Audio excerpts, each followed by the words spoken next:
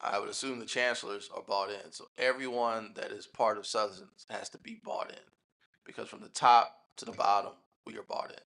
And so that needs to be the culture on how we move forward, Mr. Chair. Where have you been all these years, Mr. Matthews? I'm glad you're here.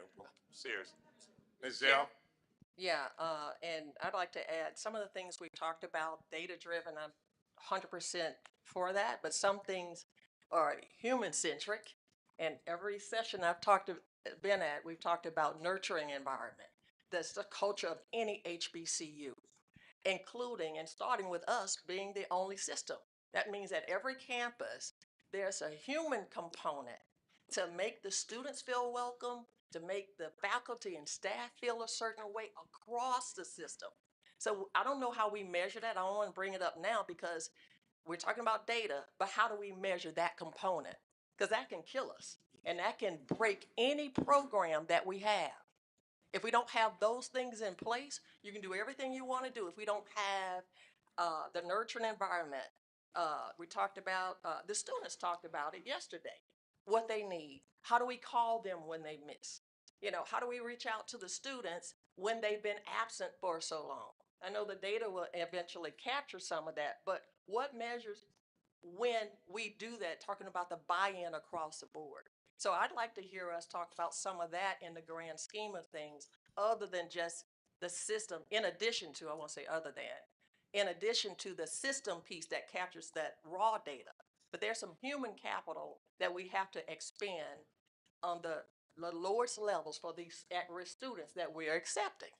And we want to maintain and retain. The last thing I wanted to say, I'm sorry, I've been waiting all morning. So dual enrollment was one that's on the capital, and I've comfortably talked to different chancellors.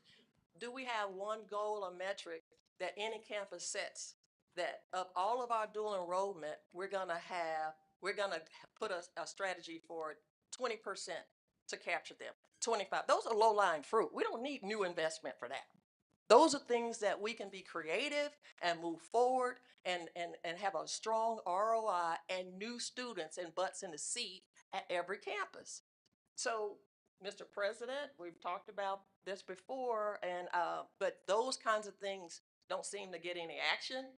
But I think we have opportunities right before us that we can tap into now with the sense of urgency that the chair has put out. I think it warrants some attention to move forward with some of these opportunities like this.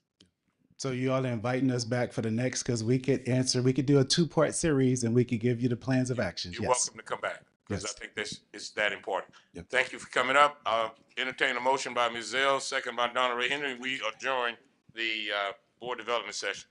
Next, I'll call the special recognition committee to order, and I will bring the Honorable Johnny Johnson Jr. from the great city of Port Allen up to give us an invocation. I grew up with this young man, and he's been trying to get me in the church, Myron. I've donated to the church, but Rev, please get the church and hymn them. Yes. Thank you, board. We appreciate the invitation. Let us pray.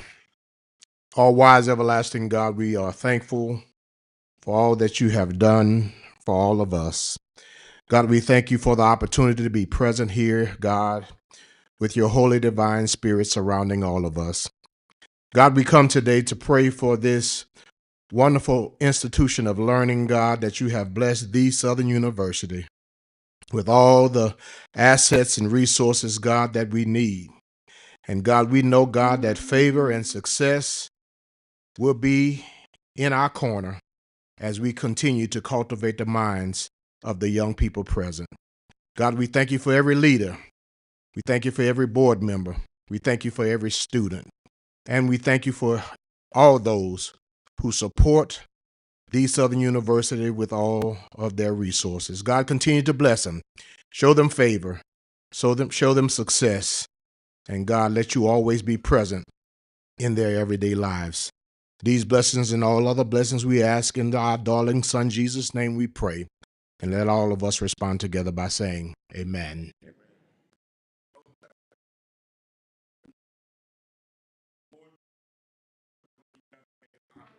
Spirit Appreciate it. Thanks. Good seeing you. Nice to God bless you. Thank you, sir.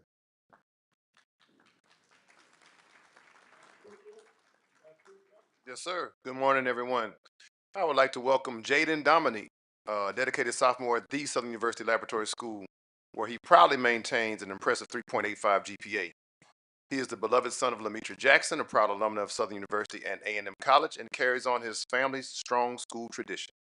Jaden is a member of the boys track team, where he competes in the 800-meter run and the 4x4 relay. His athletic achievements include winning the district state championship in the 4x4 relay and placing third in the 800-meter run. In his spare time, he enjoys playing video games and spending quality time with his family and friends. Jada is an active member of First Community Antioch Baptist Church in Lutcher, Louisiana, where he regularly attends services and participates in church activities. After the high school, and this must be a typo because Jaden plans to attend a university out of state, I think he meant Southern University, and pursue a career in law while continuing his track career. So Jaden, we'll correct that in the bylaws. So you're good. Welcome, Jaden. Chairman Clayton, President Shields, and members of the board and distinguished guests, please stand for the Pledge of Allegiance.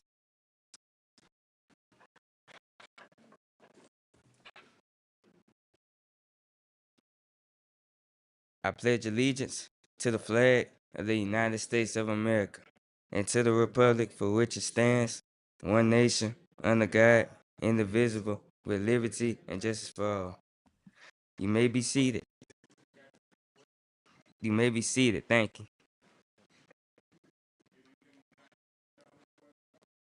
I went to Los Angeles, California, and we went to Orlando too. You went all over. You went from the East Coast to the West Coast. Yes, sir. Good. So in between there's a little state called Louisiana, and the capital is Baton Rouge, and within that capital is a university called Southern. Okay, think about it. We Yes, we sir. need you. Thanks for coming. All right. Next, special presentation, Ghana African Study Abroad. Is that going to be you, Ms. Smith, or who's doing that? Dean Andrews here? There he is. Dean Andrews talked about social mobility yesterday. 30 seconds on social mobility before you get started. Will you tell them what you told me yesterday about how we should pay attention and what you meant by social mobility? There's an index that's published nationally in terms of schools, universities that are able to take students from low income circumstances into the American middle class. Southern University has performed well in that index. We have been slipping lately, but we should pay attention that basically this university has been able to demonstrate and contribute to growth in terms of the African American middle class. Thank you. Your Ghana presentation. Go ahead. All right, thank you, Mr. Chairman, and thank you, Mr. Vice Chairman, and thank you, board members and Mr. President, for giving us this time today. I want to say that, in the words of Elizabeth Taylor, don't worry, as she told her 8th husband, I won't be with you long. So I want to say to this delegation, and I would like all of you to come up, please, because we don't have much time. So you won't get a chance to speak, but at least I want the audience to be able to recognize you for all the work you have contributed to this project. Now, it's dangerous for a dean to get involved in this type program, especially when you have 2 board members along on the trip. It could be the end of that dean's deanship. So I'm going to bring up, I want to recognize Board Member Gaines and Board Member Dudley. They did outstanding work in recognizing Southern University. And Dr. Carpenter, could you come up, please? Where's Dr. Carpenter? Is she here? Because we're standing in her footsteps in terms of international programs. This trip to Kumasi, Ghana, represented the 30th year anniversary of Southern University's MOU with Kwame Nkrumah University of Science and Technology. So we really need to give Dr. Carpenter a round of applause for what she does in developing these MOUs. This project, which we started with a grant from the U.S. Department of Education, Business and International Programs, was really scheduled for Tanzania, but because of COVID, we ended up in Ghana. But it was the best thing that we got out of COVID because the individuals at Kwame Nkrumah University are so dedicated. They have 80,000 students on that campus. And also, I want to recognize board member Ann Smith because she's the one that's been helping us in terms of this project. I'm glad you said something because she was over here squirming when you didn't call her name. Okay. But this project calls, with Kwame Nkrumah University Science and Technology, basically we are to do student exchange, research, entrepreneurship, small business, and we had all of these individuals on this trip. We had about 50 individuals, and we were flying from various destinations, but we went through and the program worked excellent. And so I'm going to bring up Dr. Igletu, Ms. Mary Marshall, and they're going to make this presentation along with Dr. Barbara Carpenter.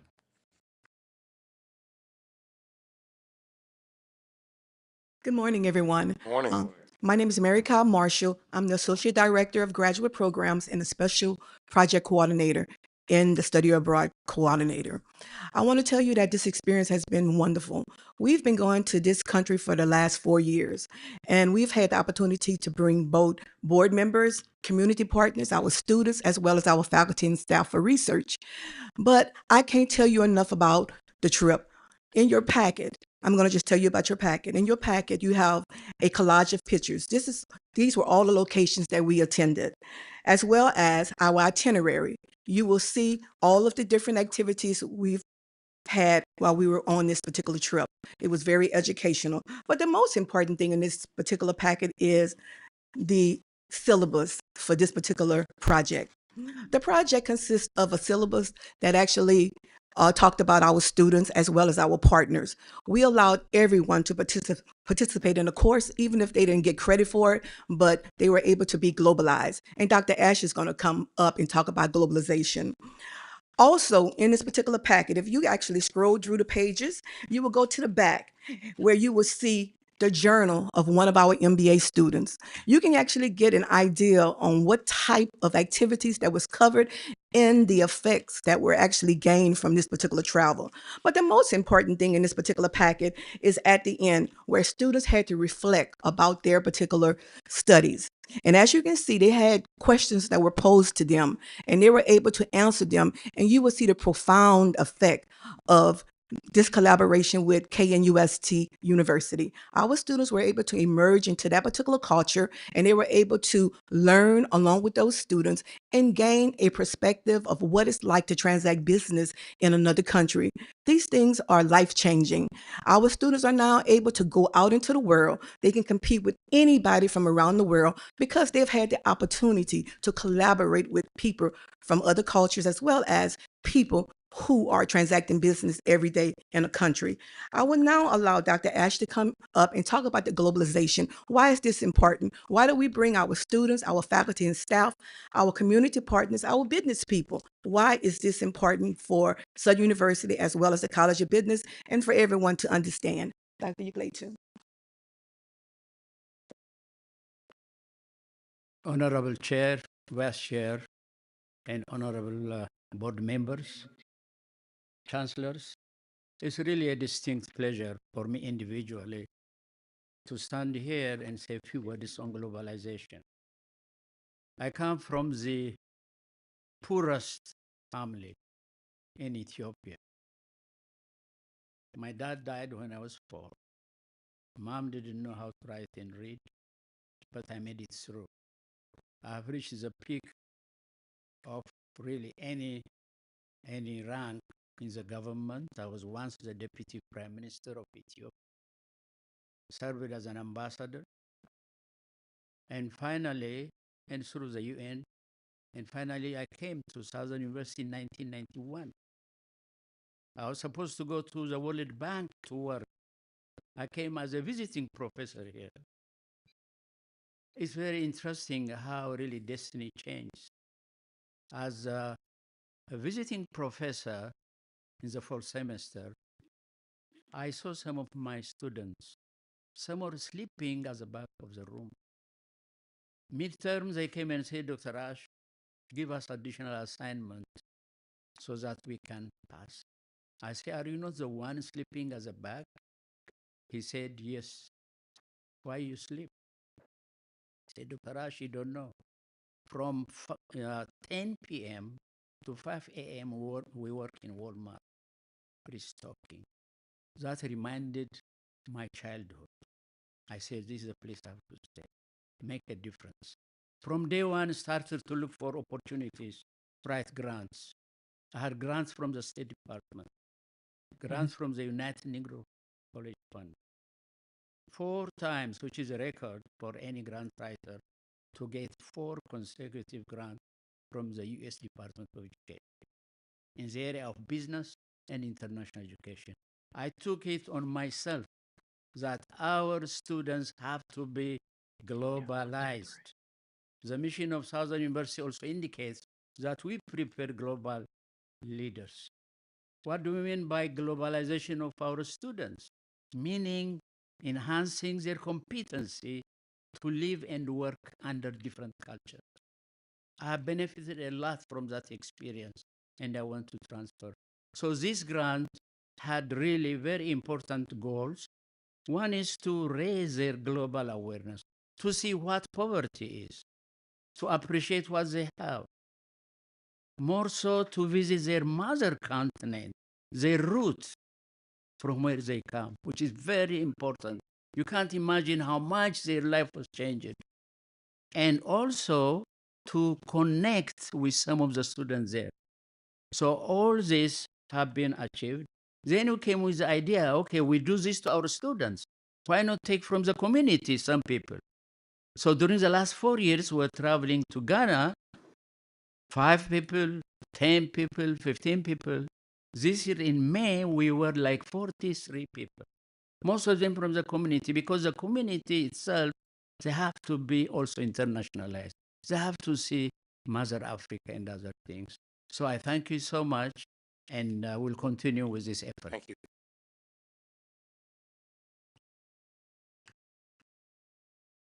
If you will allow us a couple of minutes to allow maybe 1 or 2 people who went on a trip to share their experiences, would that be a possibility? Yes, ma'am, but we'd like to hear from Ms. Carpenter, then Okay. 1 or 2 minutes from Thank you. someone else. Thank you. Good morning. My dream at Southern University is to be able to provide the opportunity for students who look like us to be able to experience other cultures, travel in other places that we see the majority students go to. Thus, Southern University sends its students and faculty all over the world. So Ghana is one of the major programs that's funded and managed out of the College of Business.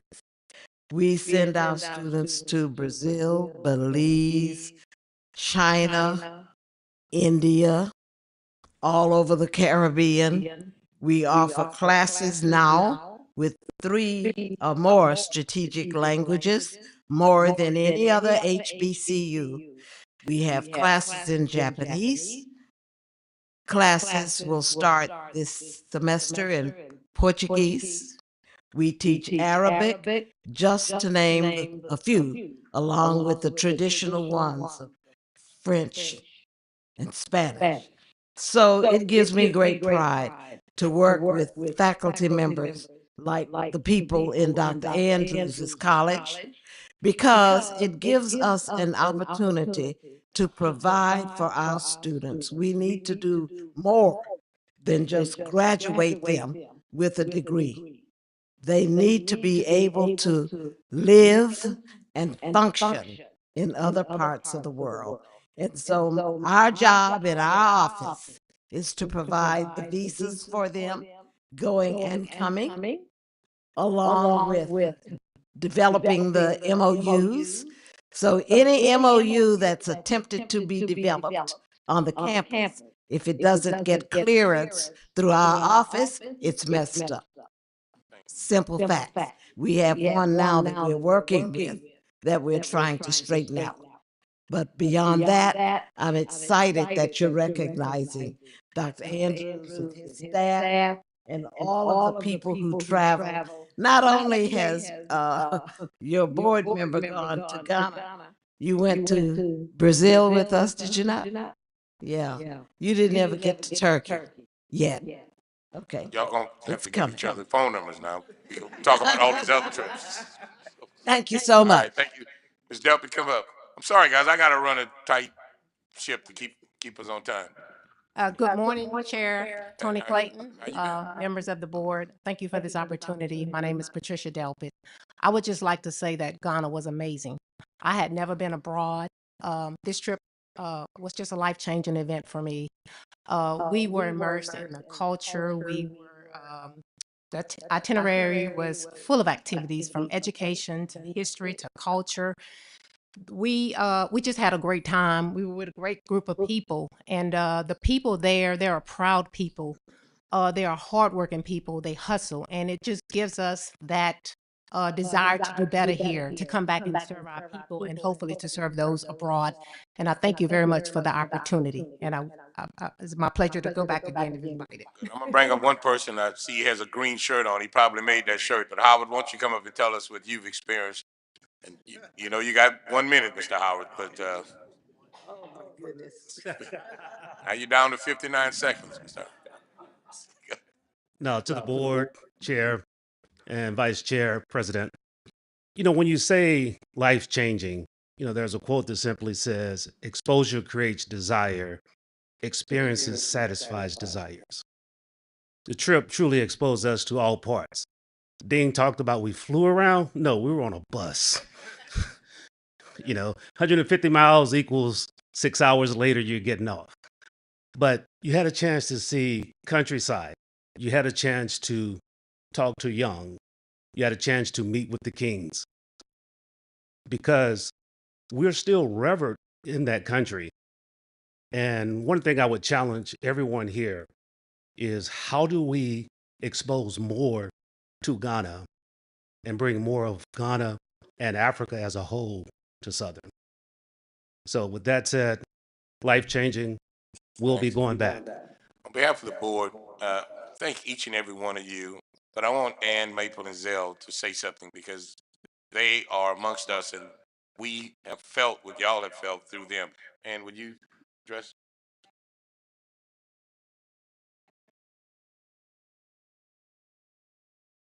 Can you hear me? Yes. I would like to personally thank Dr. Carpenter and her department, International, for that trip to Brazil, and Dr. Andrews and his staff, Miss Mary and his wife, for the amazing trip that I hear all of you talk about.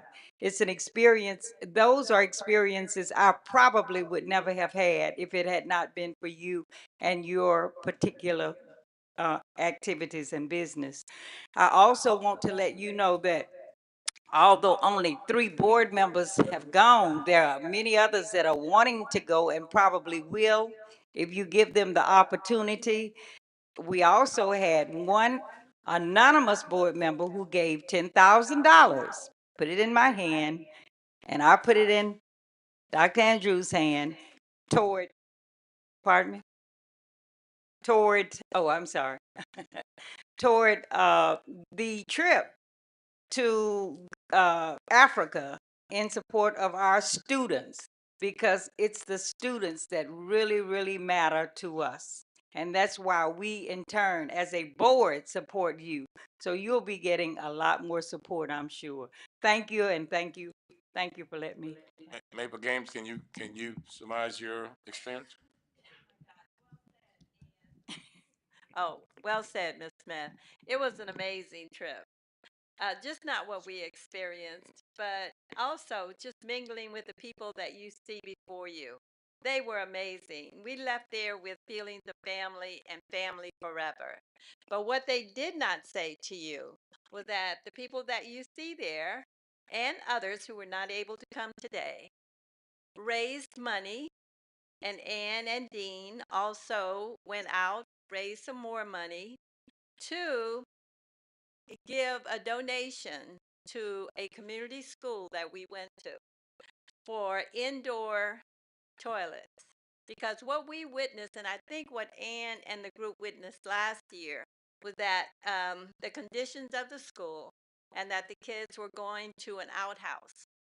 And this year, with their efforts, I think we did the first down payment toward the building of an indoor toilets for this school in the amount of $5,000. And this was raised separate from Southern, just individuals contributing and reaching out to others. What this group also did was to go there and to this school with hundreds of dollars worth of school supplies, pencils, colored pencils, pencil sharpeners, coloring books, uh, flashcards, you name it. But I was just so proud to be a part of this group. And I just think that uh, if you have the chance to go, you should. Thank you. Zell? Ditto, ditto to everything that's been said. And these are like my new besties. Like I said, you can't travel for 2 weeks with a group and not have a kinship with them. And so I'm so excited and delighted to see everyone. As it's been stated, it's all about the students. And those are students who went just to see them learn, and they had to go to school. So they got credit for this. And the instructors were creative, but still effective in carrying out that obligation to make sure that the learning process, the academic piece, still took place. The other piece was watching the students interact with the students from KNUST. And those students took their hours. We have to protect them. It was a heightened sense of relationship, just be kindred spirits among the students. So we could relax and watch those relationships, and who knows where those relationships would go. I know, thank you for pointing out the contributions that were made, because we don't want to just go and have a good time and just experience globalization, as valuable as that is. But some things are tangible, as we've done, and it's so heartfelt to watch, to acknowledge what we have in the United States above what our brothers and sisters in Ghana do not have.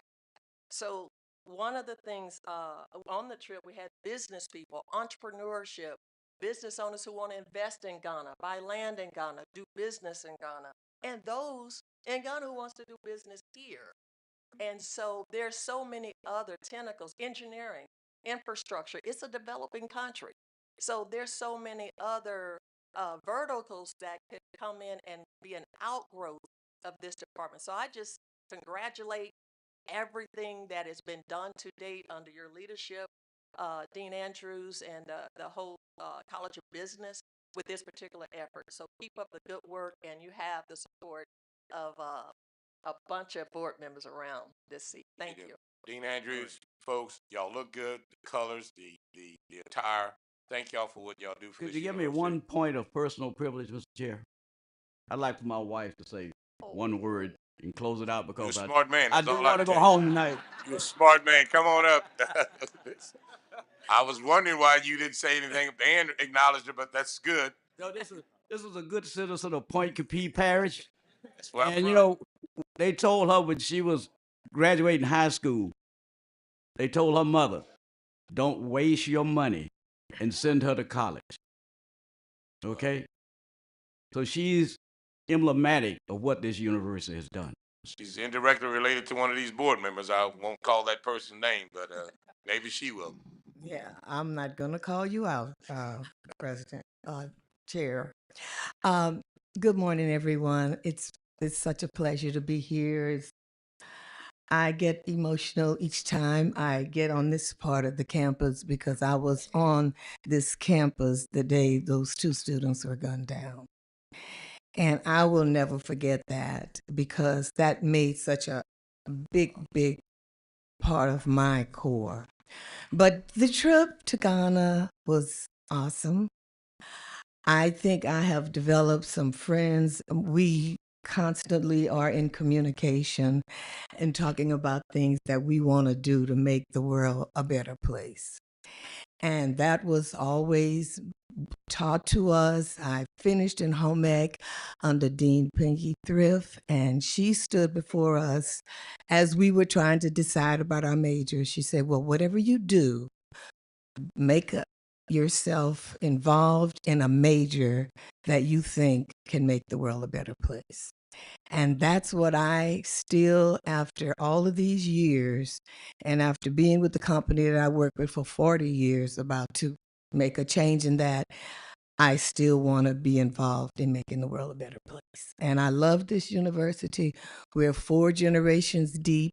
My father graduated the year I was born, the 3rd child after coming out after the war. Myself and my husband, my children, and my granddaughter is here. She said last year, her freshman year, was the best year of her life. She also loves this university. Anything that people like I can do in our communities to make people know what we are about is what I think we all should do. Because if my mom would have listened to those people in the high school that I went to the second year of integration, I don't know where I would be. I certainly wouldn't be standing here, and I certainly wouldn't have this wonderful husband that I have as a result of being here. But I want to thank everyone. I love all of you. Everybody that know me, I love the world, and I want to make it a better place. Well, Thank we love you. you too, and thank you and your husband and the rest of you. On behalf of Southern, thank you, and let's keep up the good work. Thank you Thanks, very Dean. much. All right. All right. At this time, I'm going to call on the Honorable Ann Smith and to call the Academic Affairs Committee to order. 1 second. Hold on. Oh, we got. Oh, I think I was trying to rush through y'all. My bad. Let me go back. That's AT&T. Yeah, David, I don't want you. I need you. We need you. Got your blue and gold suit on too? Good.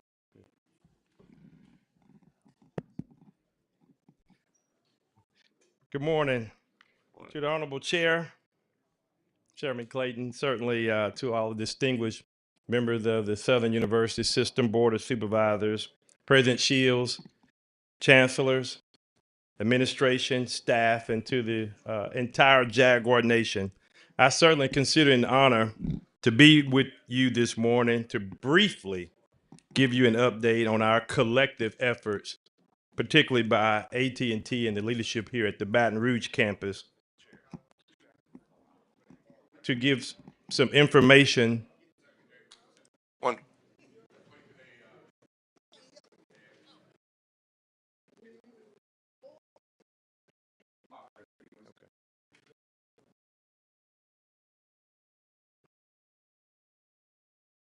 You may resume. I apologize. All right. Yeah, I consider it an honor to be here to give you a little brief update about our collective efforts in which I've worked with the Baton Rouge campus, our entire team, to address really enhancement of the wireless coverage that would also bring not only coverage but capacity to this campus, especially on game day. Thank you to Attorney Rutledge for reaching out and inviting us to be here today.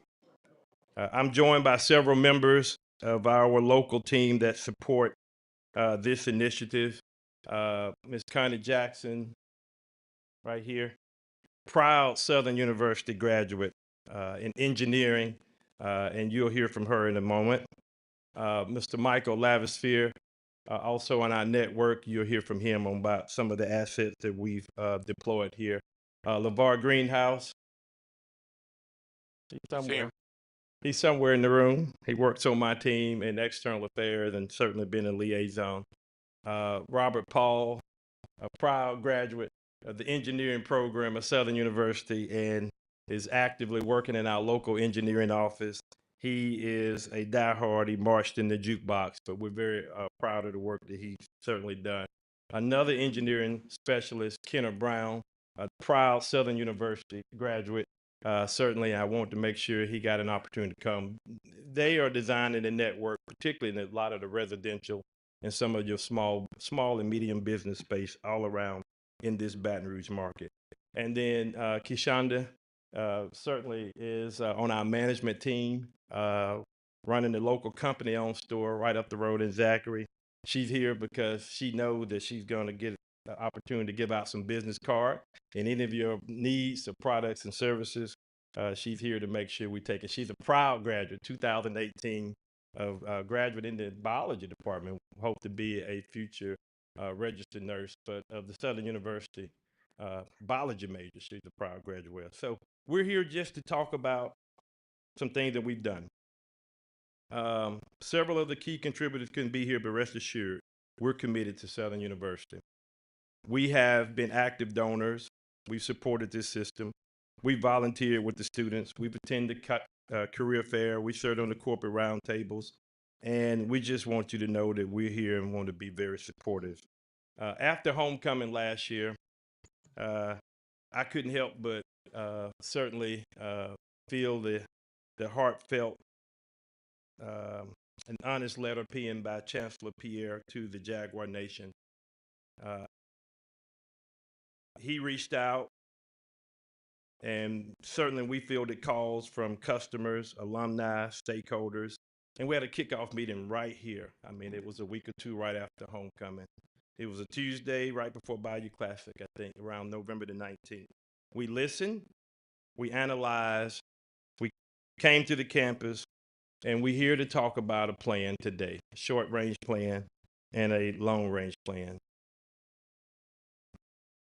As Connie and Michael give you the particulars, I will say this to you, board members. Technology enhancements such as these are very, very expensive. I want to thank the Baton Rouge campus for partnering with us in helping with some of the financial requirements to bring the satellite truck to the campus. They call it a COW, but a COW is the acronym for a Cell on Wheels. We've begun meeting with your team not only to design the new network for Mumford Stadium, but we intend to do that, which is very expensive. But as of right now, it's projecting it'll be paid for by AT&T at all our costs, and it will be several $1 million. We will own the system just like we do own the one in the Superdome.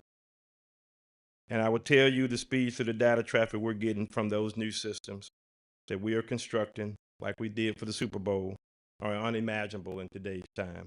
And we intend to bring that as a part of our long-term solution to you at Southern University. So the temporary solution is the COW, and I think Michael is going to give you a little information about it, and then we'll talk about the long-term, and then we'll be out of your way. Mike. Good morning. Thank you for your time. As David said, this is our short-term solution. This is what we call a COW, a cell tower on wheels. This has been deployed. It's on the air, actually.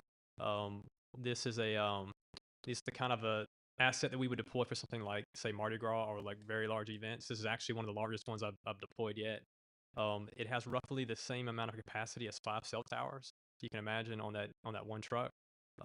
This is going to greatly enhance the fan experience around the stadium and around the mini dome area where the tailgating happens. It's also going to enhance our public safety. I know that's a super important prime for AT&T is public safety. And so this COW also has Band 14 FirstNet, first responder spectrum also deployed on it to support that. But we're really excited for the opportunity to deploy this. It's going to make a very much a huge positive difference for AT&T customers throughout football season. Question: do you guys bring the COW in for every home game, or is it parked here? It's gonna stay parked for the whole season. So will we be able to use it the entire season? It'll be every day. It'll be unlocked and providing additional capacity on the campus. We created a contract, I think, with the COW here through around December 10th, assuming that you'll win the SWAC championship. That's gonna happen. Yeah. Again, knowing where I come from, it took a lot for me to say that, so we made the assumption that you will host the SWAC championship. David, you know, I'm just a guy who try to count pennies off. We paying for this, or you guys providing this? Yeah. The majority of the cost is direct cost because we use a third party vendor that carries on the network. We can't pay it. That's why I'm very clear. And I think your finance people, they already put some of it in last year's budget, some in this year's. Yeah, they take care. But you have contributed a lot too. Part of the capacity, the time, and what we are building in the network, what Connie is going to talk about, yes, we intend to make sure you have a significant return on your investment. That's what I wanted to get, that you were volunteering that part. Yeah.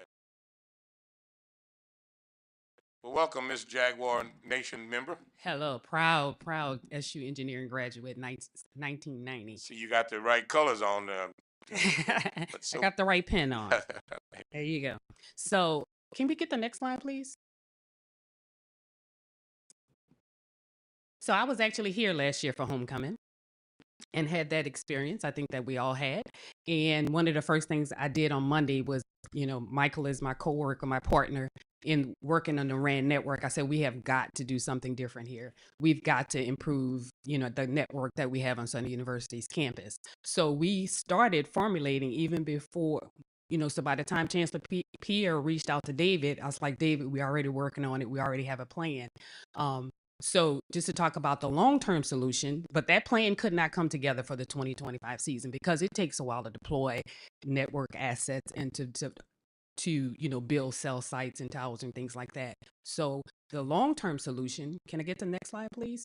So what we did, we were already in the process of adding capacity to the site that is near the FG Clark Activity Center. So we added an additional, we did a split sector. So we added an additional sector of capacity to that site. And so that will be on air for the football season for 2020, for this football season 2025. So that has already been happened and that is already on air. The other thing that we put together as a part of the plan is a new land-based cell tower that went out for bid. And we know that Wireless Edge actually won the bid to build that tower. So we're working with Wireless Edge to be a tenant on that tower. So that's an investment that we'll be making on the campus as well. That's going to be over a $500,000 investment to build that tower that we'll be working with Wireless Edge. Now that is probably not going to happen until 2027 because again, you guys are just in the process of negotiating the contract with Wireless Edge as the tower owner. We'll be a tenant on the tower, but so that's in the earliest progress. But we are going to be a tenant on that tower, and that's going to be almost a $500,000 investment that we'll be making in this university. That will formulate 3 cell towers that we'll have on campus. We have, like I said, mentioned the one before, we have the one by the FG Clark Activity Center. And then we also have the one in the back of campus near the dorms. So this will be our third cell tower. So we're expanding, you know, that macro coverage on the university's campus for football season. And to help with what's going on game day, we will be installing a distributed antenna system in the stadium. So we'll have antennas in the stadium as well as on the outside of the stadium that will help with the tailgating as well. Totally AT&T investment. This is a commitment that we're making to the university. That's going to be several $1 million investment that we'll be making into the university to help with the network coverage that we provide to Southern University. So it's going to be AT&T designed and owned and operated. However, it's going to be a neutral host system, which basically means if a T-Mobile or Verizon wanted to join the system to be able to provide coverage to their customers, then they can do that as well. Will Southern make money off of that? I mean, if AT&T makes money off it, you bring in T-Mobile and Verizon, will we be at the table on that?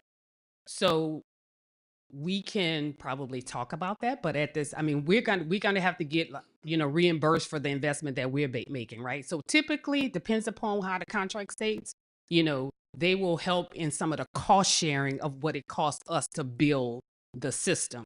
So that's typically the way the DAS systems work. Same thing we're doing across town.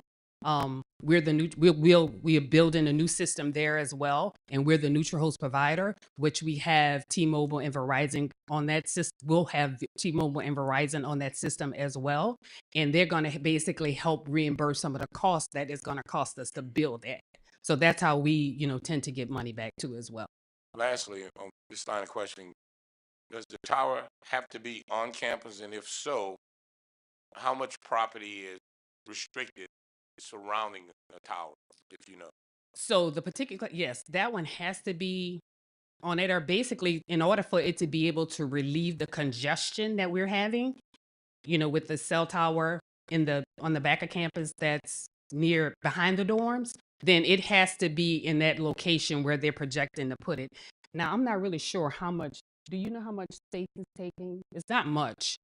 If you can turn around and see on the map where we're attempting to put it, it's going to be near, I think it's the health center in the back of campus. We'll talk to the chancellor. Yeah, he has more information, but it doesn't take up much space.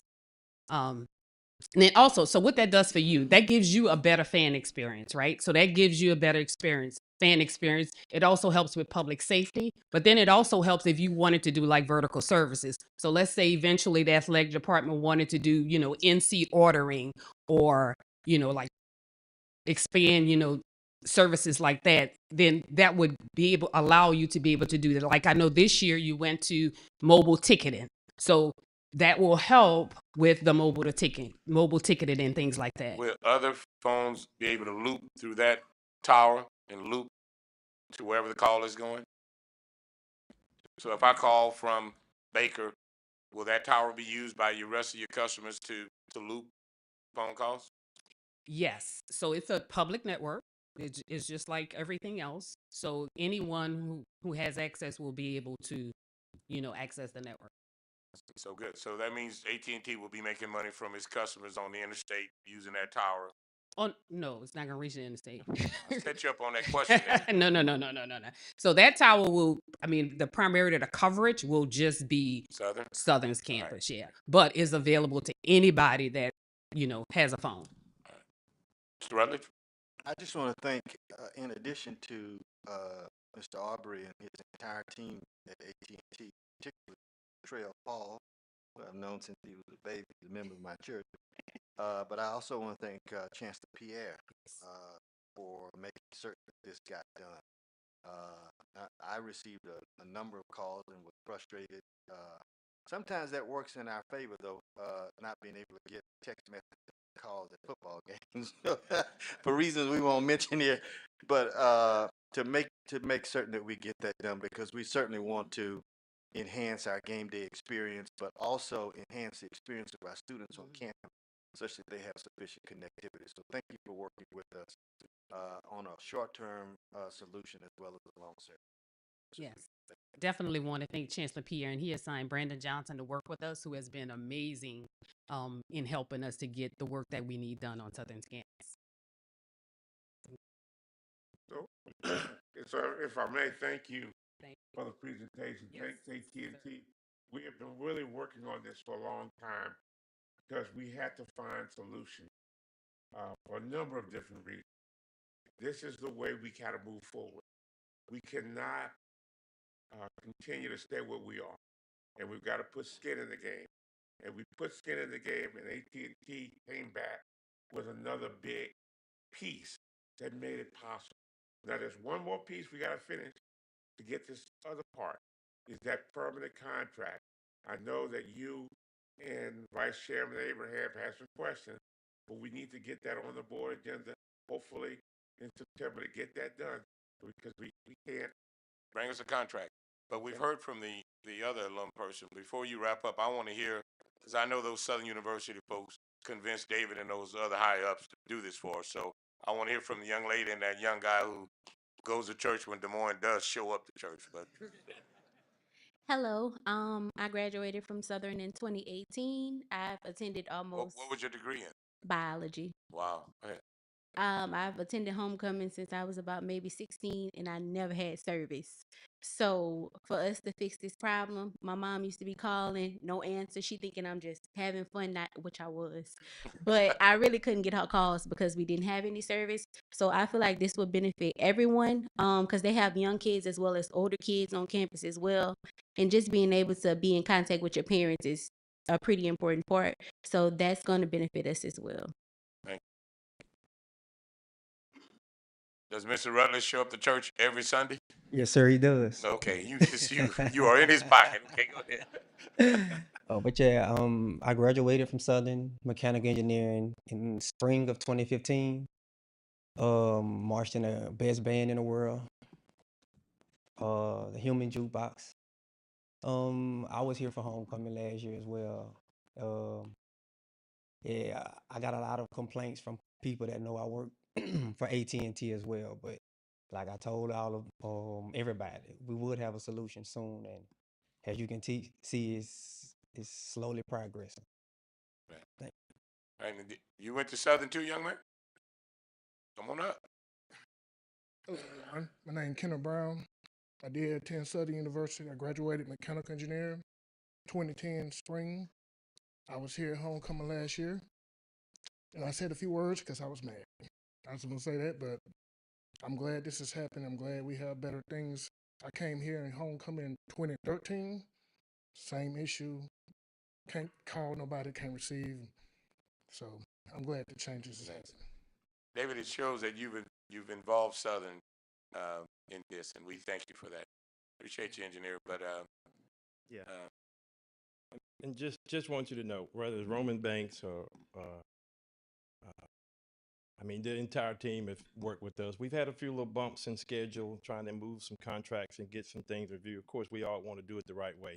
We would have loved to have been the prime vendor to build a new tower, but the RFP that Southern put out, they picked a neutral host. So we're really wanting to push them because we're ready to move this forward. So again, the invitation to be here to the board meeting today is certainly lets us know how serious it is. Roman Banks and his staff have already given our team permission to walk and already start the design process of where we'll need antennas to enhance the network. My commitment to you is you continue to produce good graduates like Connie and Robert and all these individuals who are helping us to deliver the product and services. We'll be committed to make sure we build you the network that will make Southern University the beacon of light for HBCUs. But look, this has been a pet of Mr. Rutledge, and it's finally coming to fruition. And I thank you and him for bringing this. And we will work with the chancellor, and we'll get it done. You want to say something for 30 seconds, Chancellor? Yeah, Mr. Harrell and the foundation has been a big part of this. Mr. Harrell, tell the board what part you played in it. You're going to yield your 10 seconds to Mr. Harrell, okay? I'll be brief. This has been primarily funded through Bayou Plastic net income proceeds right now. I think that plan. So I think the whole team supported that, generating revenue. Thank you. Thanks, David. Appreciate you. Thank you. Thank you. Good to see you, Mr. Next item C. Thank y'all for coming. Appreciate you, Jags. Keep it up. Item C, brand awareness presentation by SUBR.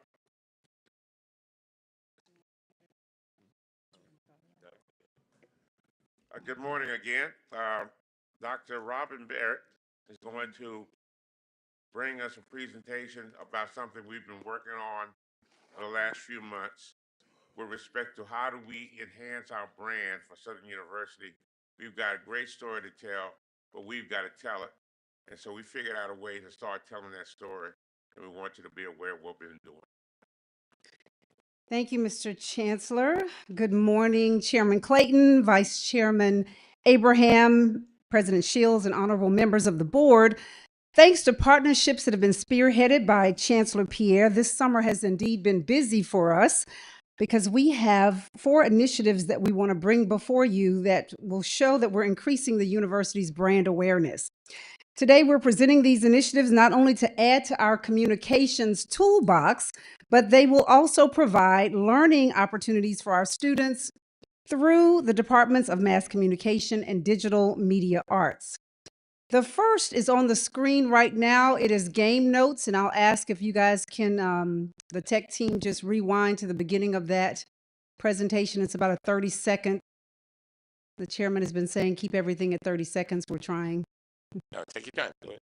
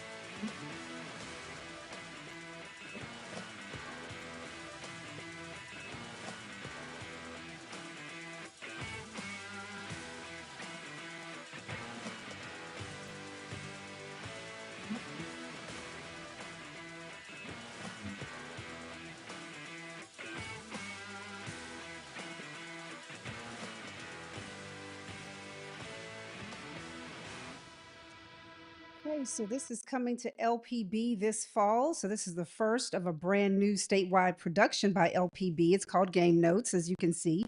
So this show is going to premiere on August 24th, and it's going to shine a spotlight on Louisiana's football scene. So as you all know, we have a very rich tradition in football here in Louisiana, and we're capitalizing on that. And so what this is going to offer us an opportunity to do is both pregame, postgame, and exclusive coverage on our football program.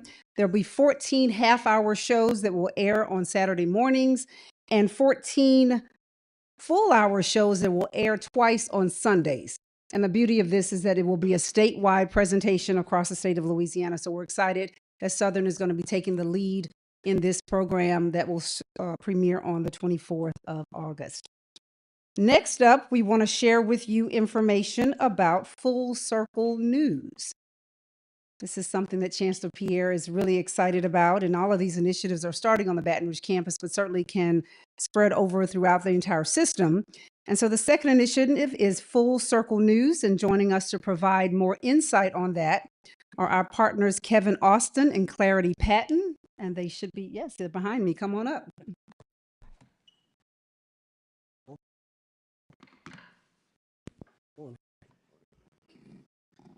Good morning. First of all, thank you, President. Thank you, Chair, Vice Chair, distinguished board members, and honored guests. We want to thank a special thanks to Chancellor Pierre for having us here today. And we're honored that Southern University has selected Full Circle News platform to empower students, faculty members, alumni, and to promote the university. I'll turn it over to Clarity Patton, our CEO, to tell you a little bit more. Good morning, and thank you very much for the opportunity to be here. We are really excited about what you're doing with public television, and especially want to thank, as we mentioned, Chancellor Pierre, who found our software and brought this program to Southern. I also want to give a special shout out to Janine Tate, because we couldn't do what we're about to show you without her help, creating a really smooth program. We're going to show you something that one of your students, Brianna Fields, has produced yesterday using our software. And it's really all about the students and helping give a voice to them for the purpose of helping them develop life skills and helping the university engage with alumni, engage with important stakeholders, and really give a bigger voice to the important messages that you need to bring to the community and to the world. So we're just honored to be here. We are headquartered in Metro Detroit. Our company is 18 years old. We started as a marketing company, and we've always been focused on helping give voice to important messages. And there's nothing more important than hearing from your students. So as you can see on the screen, just a couple quick things about our software. First of all, it is very high tech, but it's also very low cost. And I think that's really important, because what we're doing is bringing you a tool that your students can use to be able to produce their own television news. Video is absolutely the most engaging and most utilized form of communication today. It has also been a powerhouse of getting strong messages out for decades. And so it's a really wonderful time to be able to have Southern use this technology to give the opportunity for students to produce their own television news without the cost barriers that used to get in the way of doing that. So they will be able to host their own newscasts, and our software will combine their content, their photos, their written words, their news stories, as well as the communications department in Southern University. So with that, I am going to turn it over to Brianna Fields, who did an amazing job producing this introduction to your next agenda topic.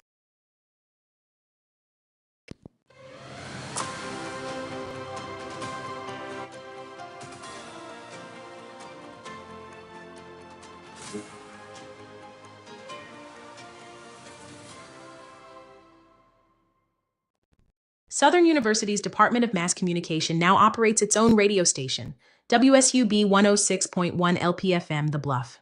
The mission of The Bluff is to provide a platform for student learning, creativity, and professional development in the fields of broadcasting and mass communication. Through hands-on experience in radio production and programming, The Bluff will empower students to develop their voices, engage audiences, and explore media careers. The station is committed to serving the Southern University community by promoting cultural awareness, supporting local talent, and delivering diverse, inclusive, and educational content that reflects the values and spirit of the university. Check out the station's new website and listen live at wsub.org.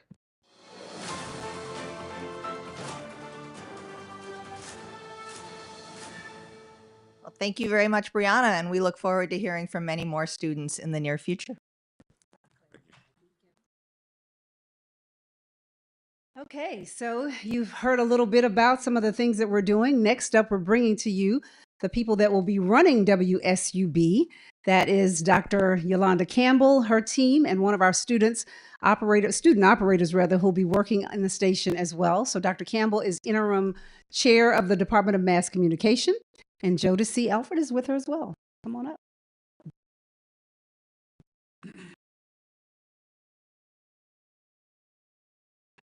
Good morning, Mr. Chair, Vice Chair, President, and board members. When recruiting students, we tell them that mass communication is one of the most influential fields you can choose. Whether the internet, television, or radio, access to people is vital and it influences every aspect of our lives. To be a gatekeeper of the media, that is indeed powerful. And on August the 1st, Southern University made history as we took control of our first ever FCC regulated airways, WSUB, which stands for Southern University Baton Rouge. On that day, you may not realize it, more than the music that we play, we became a little bit more powerful and created an entirely new lane of influence. And we have that new opportunity thanks to the leadership of people like Chancellor Pierre and his partnership with Dr. Ernest Johnson and LA Cap Fund to turn over the airwaves of WTQT, a 24-hour gospel taste station that has been around for 20 years. So we thank you for passing that baton to us, and in recognition of the history of WTQT station, each day our 6 a.m. to 10 a.m. programming block will play contemporary gospel music. It is indeed a privilege and an honor to have the newly minted WSUB housed and operated by the Department of Mass Communication, where it will not only be a training ground for our students, it will be a springboard for job opportunities, a network for unlimited collaborations, a platform for educating and strengthening our community, and also a source of raising capital. The opportunities are truly tremendous. The community is excited. We're excited. We've received news coverage from all the major local media, had over 4,000 streamers and visitors already to our WSUB.org site in just 2 weeks. We're poised to secure our first of many underwriting contracts this upcoming week, and we just created a drop announcement in collaboration with HBCU Go TV Broadcast Hall of Famer Charlie Neal. And in phase 2 of our launch, we will welcome students back to campus and begin our quest of making WSUB one of the top student-ran stations in the nation. So we ask for your support as we move forward, building our staff out and facilities, as the goal is to house WSUB on the campus of Southern University. And if I may, I also want to take a moment to thank 2 of our current WSUB staff members, one of which is our operations manager, Nicolette Gordon, who is also a MassCom alum and former on-air personality, and our program director, who was here jamming, Jackie Griffin. She will be our programmer, and both of them will be very key to training our students in the upcoming weeks, and they've also been a huge in the smooth transition that we've been able to make. And finally, I want to turn it over for a few remarks by a young lady who will also be one of our first on-air personalities of our original programming at WSUB. She is a MassCom major, Miss Jodeci Ashford, and she's going to share with you a little bit about what WSUB means to her and her peers. Thank you.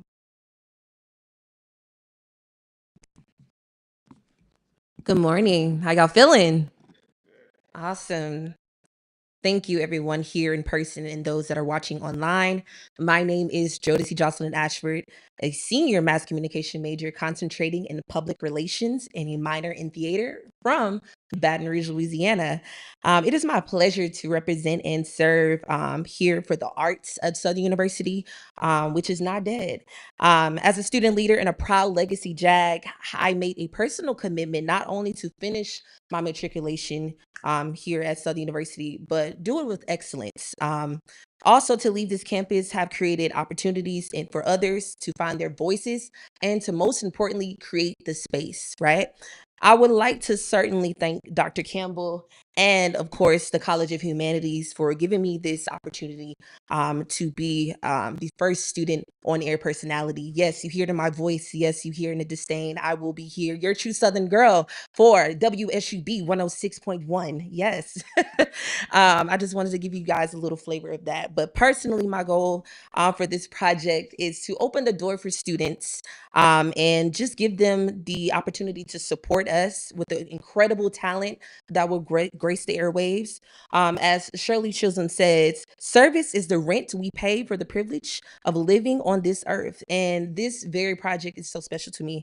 And doing the work is not just for the recognition. It is for the legacy we leave behind and the doors we open for those who come after us.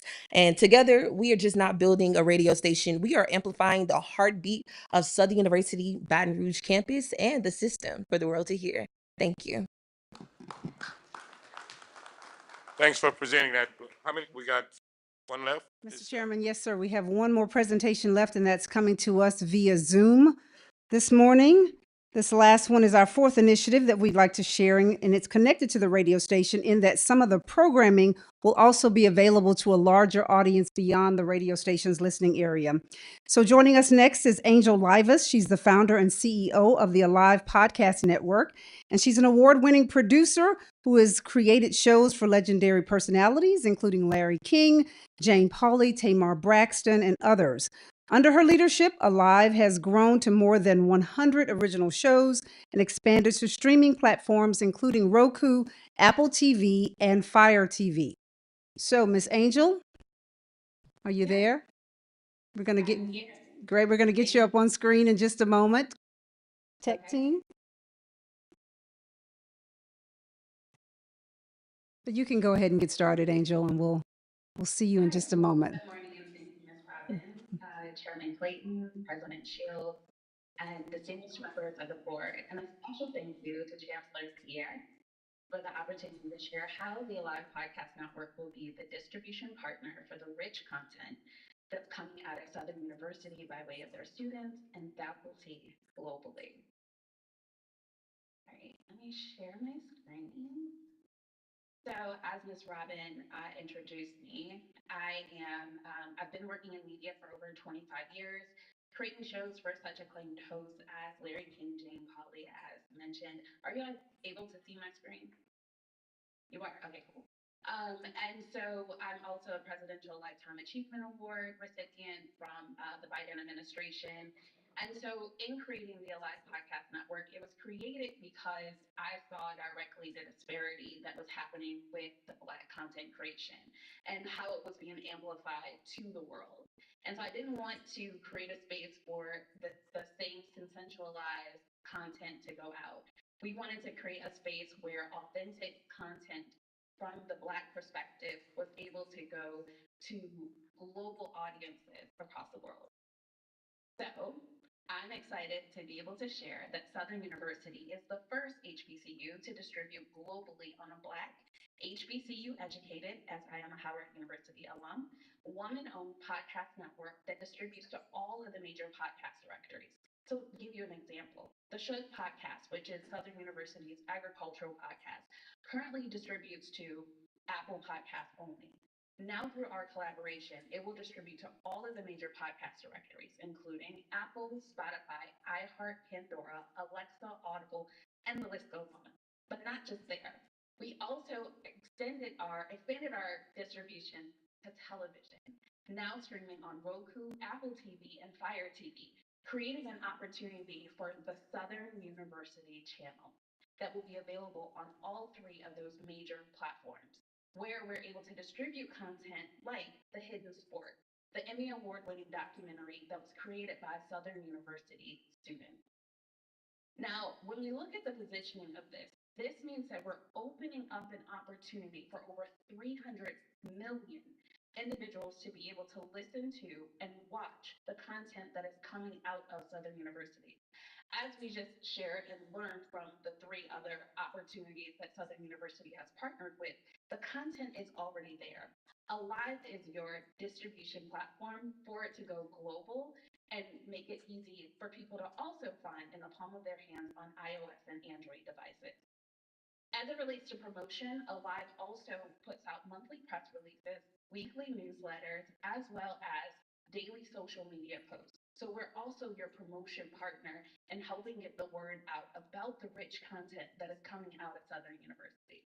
There's also an amazing opportunity happening in November in Long Beach, California, where we'll be hosting our Alive in 25 podcast summit, where we'll be teaching and just really bringing together Black content creators so that they can not only learn together, but create amazing and rich content. So we're not just podcasting, we're pioneering, bringing authentic Black narratives to worldwide audiences. Thank you. Thank you. So, members of the board, these initiatives amplify our excellence and tradition here at Southern University, but it also gives us an opportunity to equip our students with the skills, experiences, and platforms to learn in the media landscape of the future, which you're seeing before us right now. So I want to thank you, Mr. Chairman, Mr. President, members of the board, for your continued support, especially Mr. Lawson, who is always asking us about what are we doing to enhance our brand at the university. This is another tool in our communications toolbox, and we're investing in these opportunities. So thanks again to LPB, Clarity, Kevin, Yolanda, Jodeci, Angel, thank you so much. And we'll be happy to answer any questions if you all have them. Any questions? Thank you. Thank you, sir. Now move to adjourn. I see a motion by Ms. Maple, second by Mr. Lawson to adjourn, and all in favor say aye. Adjourn. I now call the Honorable Ann Smith, the Academic Affairs Committee. Call that committee to order.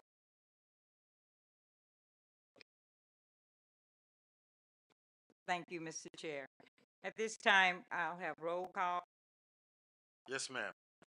Mrs. Ann Smith, Mrs. Maple Gaines, Mrs. L. Dudley. Here. Mr. Myron K. Lawson, Mr. Henry Whitehorn, Attorney Tony Clayton. Here. Madam Chair, we have a quorum. Thank you, President. Adoption of agenda. Can I get a motion? Move. It has been moved and a second by Ms. Maple Gaines. All in favor? Aye. Ayes have it. Public comment. At this time, we have 14 public comments. So I'm going to call you in groups. And I hope that you would be as prompt as you can, because it's going to take time. I know generally we give you 3 minutes. If you can do it in less than 3 minutes, we would appreciate it, because it would be more than an hour with us listening to the public comment. So all of these are in coherence with our agenda. So we will give you an opportunity to have public comment. At this time, we'll start with Mr. Albert Samuel. After which if I will, I'm gonna call you in group as I can. Dr. Ouija, Dr. Thomas Miller, Dr. Taylor, Dr. EGD, and Dr. Sandra Brown. In that order, please.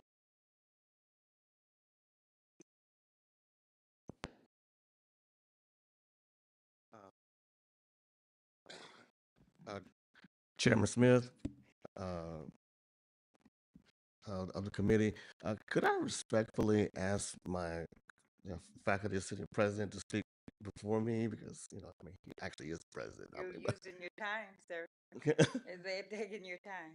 If you will, who is it? that would be Dr. Chidi. Come on. Oh, that's He can come up.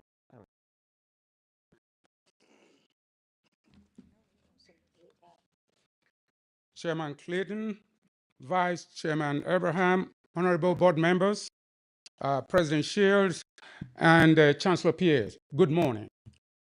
My name is Anthony Ijidi, Faculty Senate President at SUB Aro, and I'm here with my colleagues representing the 6 colleges of our campus. May you all stand and let them see you, please, faculty. Please, you know, stand where you are so that they see that you're here, that I'm not making this up. Okay, thank you. Thank you, Chairman Clayton. I'll give you and Vice Chair. This committee is Chair Lady Smith. Oh, Chair Lady Smith. Thank you, Mike. I really appreciate you. You have 3 minutes. Right. So the 3 minutes may be limited, but we may need your assistance later on. So we are here today as a group. We are here to respectfully appeal to our esteemed board members to exclude Section 4.3D, selection of chairs, from the proposed faculty handbook. In the current faculty handbook, the Board of Supervisors voted in 2010 to approve the election of department chairs. Despite the fact that this process has been carried out correctly, in the past, some deans have deliberately violated this provision. Not only have they bypassed it, but they are now seeking to remove it completely. You have 1 minute. Completely. So, in fact, faculty on more occasions voted to remove non-performing chairs more decisively than our deans have. For example, in sociology, the chair was removed by faculty, not deans. Deans are there. The moment you allow them to go with selection, they are going to plant someone that faculty will not be able to remove. So the idea that they won't be able to remove chairs if they are selected, I have a folder, blue folder in front of you, the process of removing a chair. Clearly stated, no ambiguity, no misinterpretation, Madam Chair. Thank you. So I will allow my colleagues to follow up from here. Thank you. Samuel.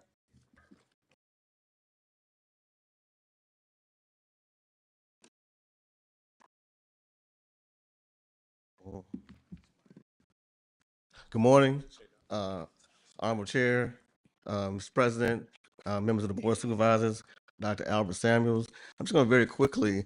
I want to very quickly before I begin my remarks at time is to indicate that we're not here to oppose the faculty handbook in its entirety. There's one provision that we could not come to agreement on. I want to say that the general process, was good. So I don't want people to think that this was Ali Frazier, the negotiations in the handbook. There were some issues that we had to talk through. Here is a substantive error in that we just simply have a difference of opinion on.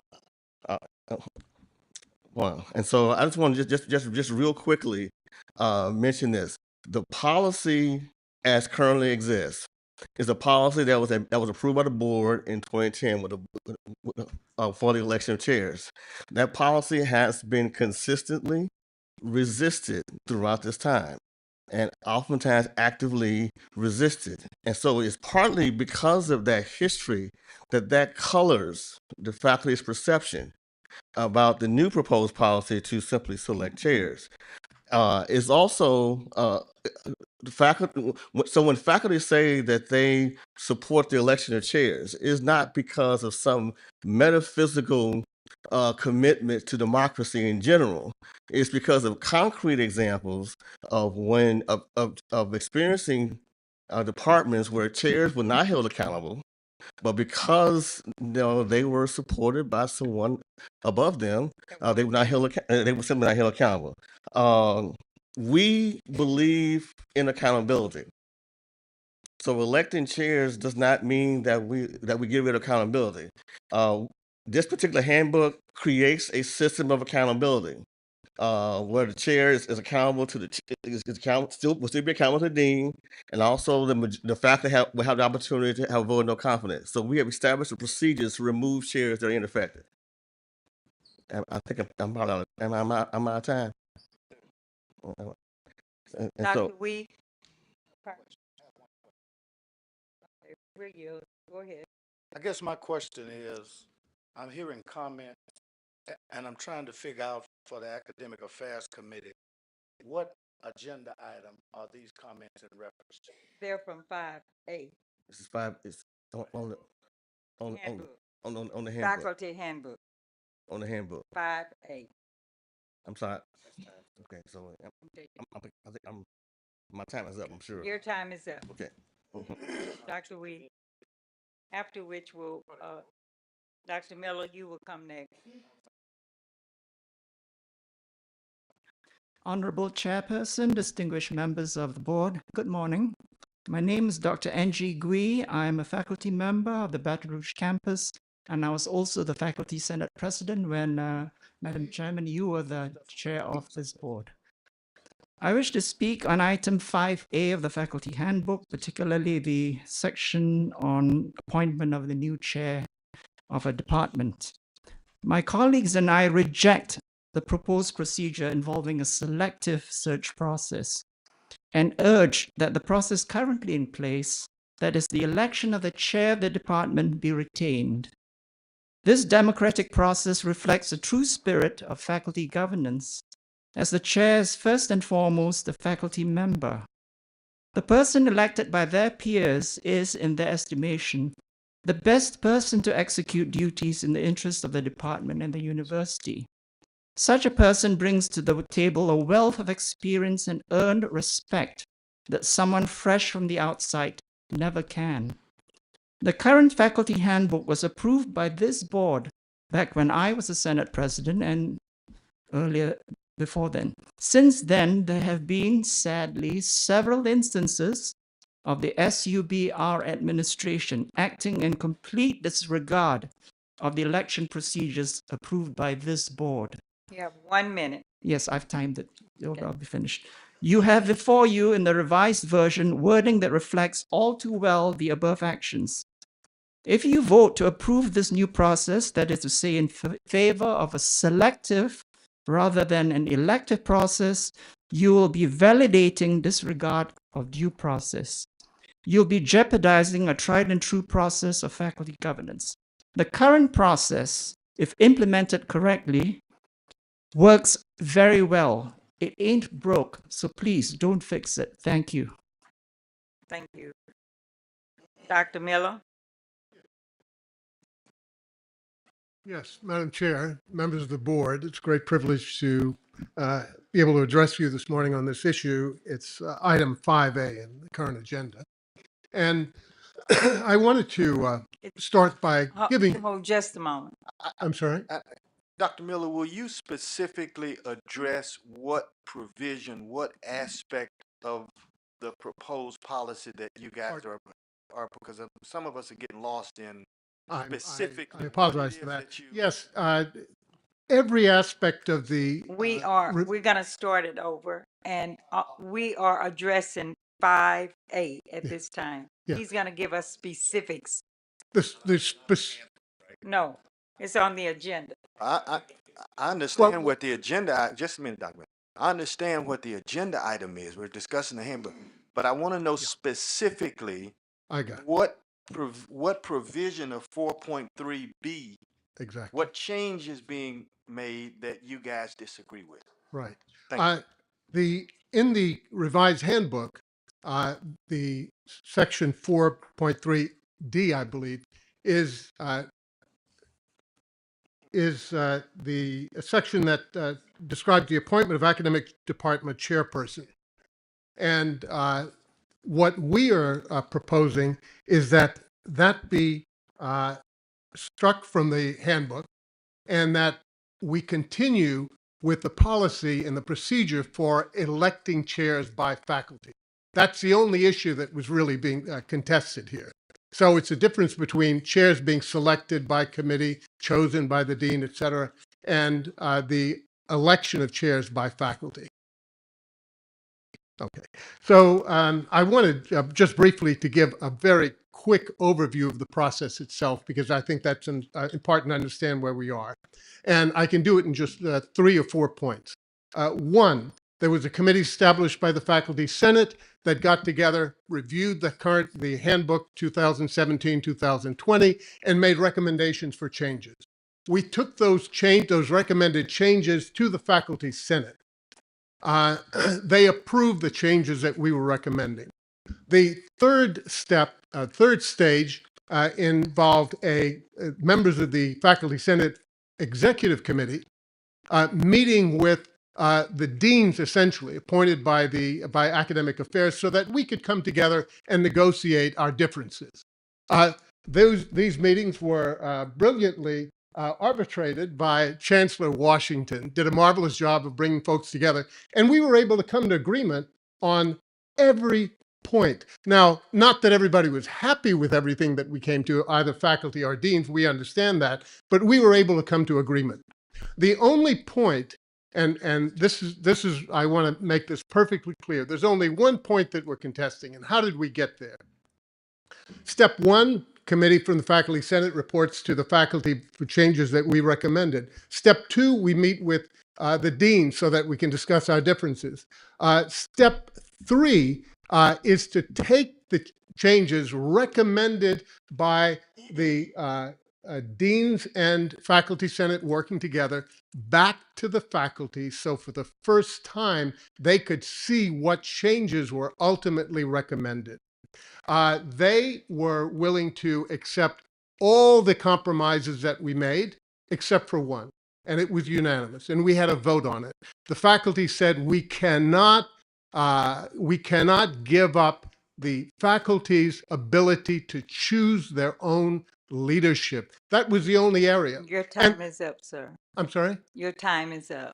May I make one quick point? Go ahead. And so we actually had a meeting with the deans just this past Monday to basically iron out and do a little bit of clarification. We made perfectly clear to them, look, the faculty rejected this proposed selection of chairs. And you understand that according to the rules that we were operating on when we were negotiating, anything that we couldn't agree upon would be taken to the board and the board would decide. And that's the only issue that we have Thank a you. serious difference with. Thank you. Dr. Martin? Dr. Taylor? Come on.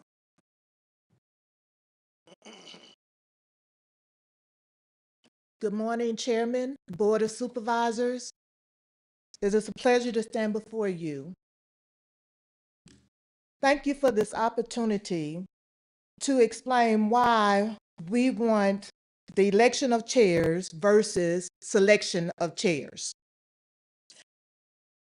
The election of chairs was unanimously supported by the current Faculty Senate June 2025 for the new revised faculty handbook. As a faculty member in the biology department for the last 27 years, the election of chairs has been a process that ensures that all faculty, exception of adjuncts, has a voice and the opportunity to elect a department chairperson that would be best suited for the position. There is no evidence-based rationale that has been provided regarding why the change is necessary. We are all in the same storm, not in the same boat. Although this is not the only revision needed in the proposed Faculty Handbook 2025, this is one issue of major concern. In conclusion, we request that the section 4.3D, chair selection of the proposed Faculty Handbook 2025 be replaced, and I'm going to give you that section, 2.4.L.3, chair elections of the 2017-2020 Faculty Handbook. Thank you. Thank you. Dr. Ichigiri?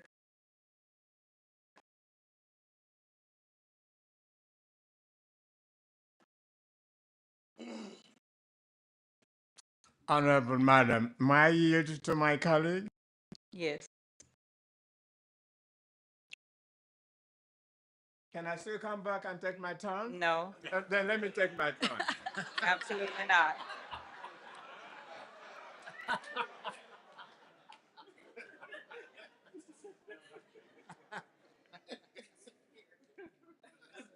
Honorable Chair, Vice Chair, Mr. President, and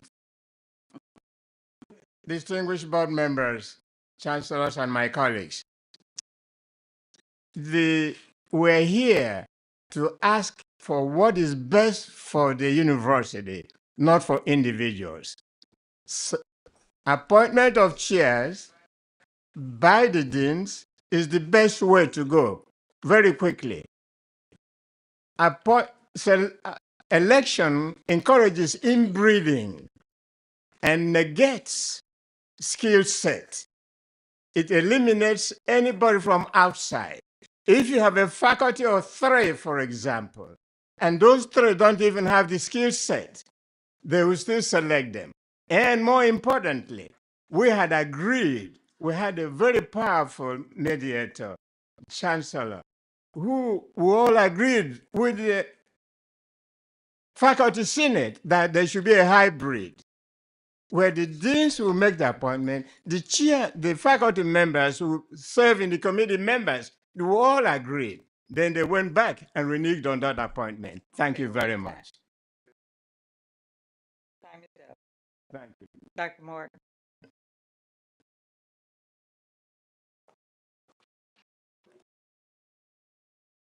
Good morning. Thank you for this opportunity. Passions apparently are high. And that's a good thing because that means that we all love Southern University. But there's one word that I have not heard from my colleagues, and the word I want to focus on, which is students. What's best for the students? If I look in my college, and we may look, from 2010, Southern University was the #1 producer of engineers among all HBCUs, Black engineers in the nation. This past graduation, we graduated 9. We're in the bottom 25% of engineering accredited institutions. You guys brought me in to help fix that. And I'm speaking for the College of Science and Engineering. I'm not saying that faculty input should not be included. I believe in shared governance, not faculty governance. And I'm in the position where I have to ensure that there is alignment between what the administration wants and what's best for the students. And to hold me accountable for that also requires me to be able to hold accountable a chair. And the chair that is best to do that may come from internally developed talent. And if it does, absolutely. But it may need to come from externally recruited talent. And what the Faculty Senate is proposing is to remove the possibility of identifying the best possible candidate in order for us to achieve the student outcomes that we want and reclaim the crown as being the top producer of African-American engineers, for example, and being the #1 university in this state. Right now, we're behind. LSU graduates more Black engineers than we do. Your time is up. Thank you. Mr. Harold Melion.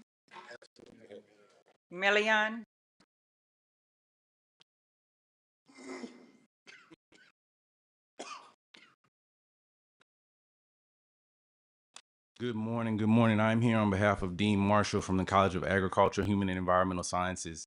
And as part of her comments, she is requesting that we move forward with the agreed upon faculty handbook that you had previously and continue on working to improve our students and improve our colleges to enhance our graduation and our experience for students at Southern University. Thank you.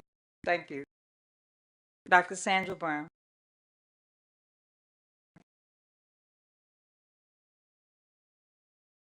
Good morning, Madam Chair. E.G. Gary's behind you.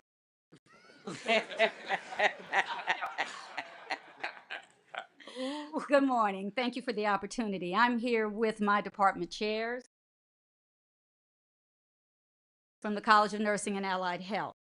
Over the past 2 years, the deans have worked collaboratively with the Faculty Senate And believe it or not, we agreed more than we disagreed.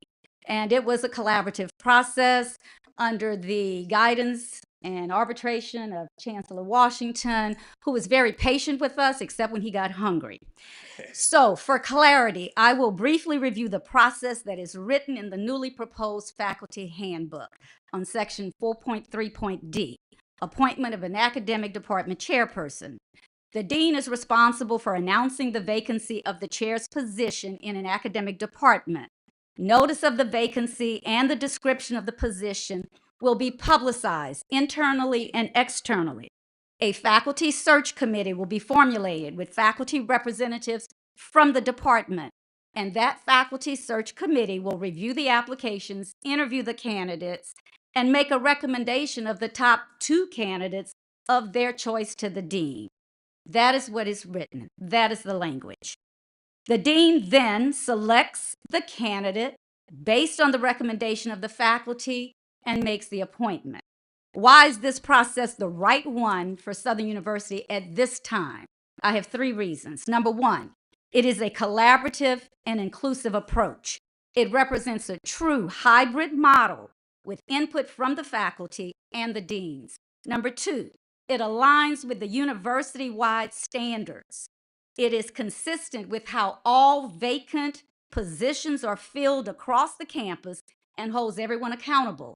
And lastly, number 3, it is a living, adaptable handbook, which means the newly proposed faculty handbook is a living document without an expiration date, allowing for an annual review and update. And it ensures that the handbook will remain responsive, relevant, and future-oriented. Your time is up. As such, we respect your favorably approval for this document because it was carefully crafted and mutually supported by the faculty senate and the deans. Thank you. Thank you. Now we're going to move to B2 on the agenda, in which is promotion only, and that goes with Miss Ellie Leona Morton. Let's, it's an action item on A. Yes, before we move on. Oh, we were gonna cut, you want me to take that one now? Yeah, you gotta move on it. Okay, we'll do that. But I have a question before, then I'll yield to you, Mr. Rutledge. Go ahead. And I would, 5A for question. Get a second. Okay. It has been moved. Can I get a second on? and I'll ask Dr. Sam, Alvin Samuels, to come to the mic with my question. Okay. All in And my question is this. No discussion. It's open for discussion. My question is this. Yes. What's wrong with the hybrid model? And what I mean by hybrid is the faculty elect amongst whomever y'all want, but that selection or election has to be approved by the dean. Under that model, both faculty gets to pick whomever they want, and the deans, and from their supervisory position, gets to say, I approve or I don't approve of the person. If there's a conflict, then you go to the chancellor on up to the board. Y'all work it out amongst yourselves. So that's shared governance there. Elect whomever you want, but that person has to be ratified or approved by the dean. That's a hybrid model that Berkeley used, MIT used, Harvard does a selection. I went through them last night, and most schools are using this hybrid deal where there's a combination between the both of y'all. What you think about that? Mm-hmm. Well, I think you have to agree with that. well, I think that you're right in the sense that Thank you very much. The right part, I'll take that. you're right. But it's a fair question. But I think I don't want to put you on the spot to go get your colleagues. But look. So that gives everybody what they want. But I'll let the board make whatever decision they desire. I don't think you're terribly offended by that, right? Because the deans have to have the power to run these campuses, and they have to have some type of supervisory role. But you also, as the faculty, through your due process, ought to be able to elect whomever you want, subject to the ratification of the dean. We'll talk about it to see how the board votes and go from there. Yeah,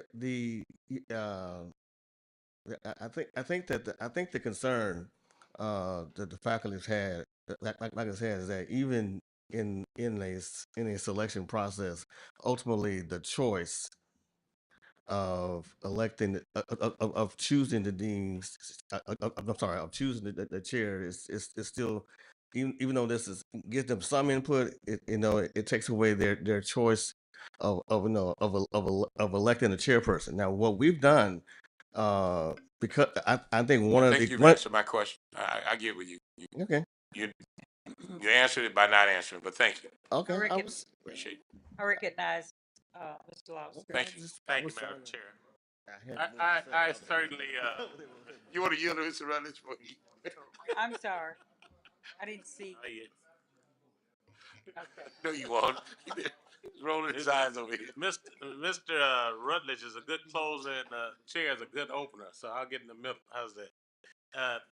I certainly love the faculty senate and what it stands in respect to fight for.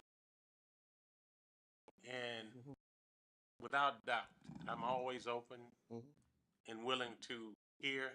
And many times, as you know, I have sided over the administration. This is a time that brings me concern, though, because I didn't learn anything else in personnel management in the School of Business here. You cannot give somebody the responsibility of doing the job without giving them the authority. What we're doing when we do that, person that we're going to be holding responsible, we'll be pulling away the authority. And to me, that could be a recipe for disaster. I think you should be involved, as Chair suggesting, with a blended approach. And I think that's what that is, because without the input of the faculty, it's a recipe for disaster. But ultimately, the person we're going to come to would be the dean. So that's why I made the motion. Thank you, Madam Chair. Any other comments or questions? Attorney Rutledge. My question is for, thank you, Dr. Sanders. My question is for the chancellor. One, am I correct that the dean supervises the departmental chair? Yes, and I will say this. I think part of it got confused when, for budgetary reasons, we went from 12-month chairs to 9-month chairs. That added to the confusion. But the answer to the question is yes, the dean is responsible for supervising the work of the departmental chair. Is that correct? Yes. Okay. If we were to adopt this, the revisions, does this bring us in alignment with what Suno and Sussler is doing in the selection of departmental chairs, or is this somehow an outlier? No, I don't think it's an outlier. Now, I didn't review what Sussler and Suno do specifically, but I think essentially what we're trying to do is to say this: we have shared governance. The faculty has a role to play, but the dean has a role to play. Ultimately, the dean will be held accountable. We're trying to drive all of these student outcomes through a process. Chancellor, dean, chairs. All right. Thank you. Now, just a yes or no, Dr. Gant and Dr. Bowie, is this the way that you guys do it on your campus, Dr. Bowie? Actually, Mr. Board Member, the Faculty Senate at SUNO is also debating this very issue. Okay. Dr. Gant? And I'm waiting for them to make a recommendation. Okay.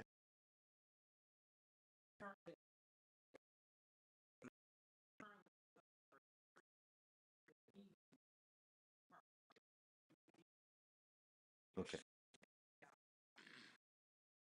Yes. So I guess I would like to see, if we're going to go forward with this, I'd like to see some system-wide alignment, Mr. President. Because if it's good for Baton Rouge, it ought to be good for our other campuses. I'll just say this: it concerns me. Before I say that, let me ask this other question.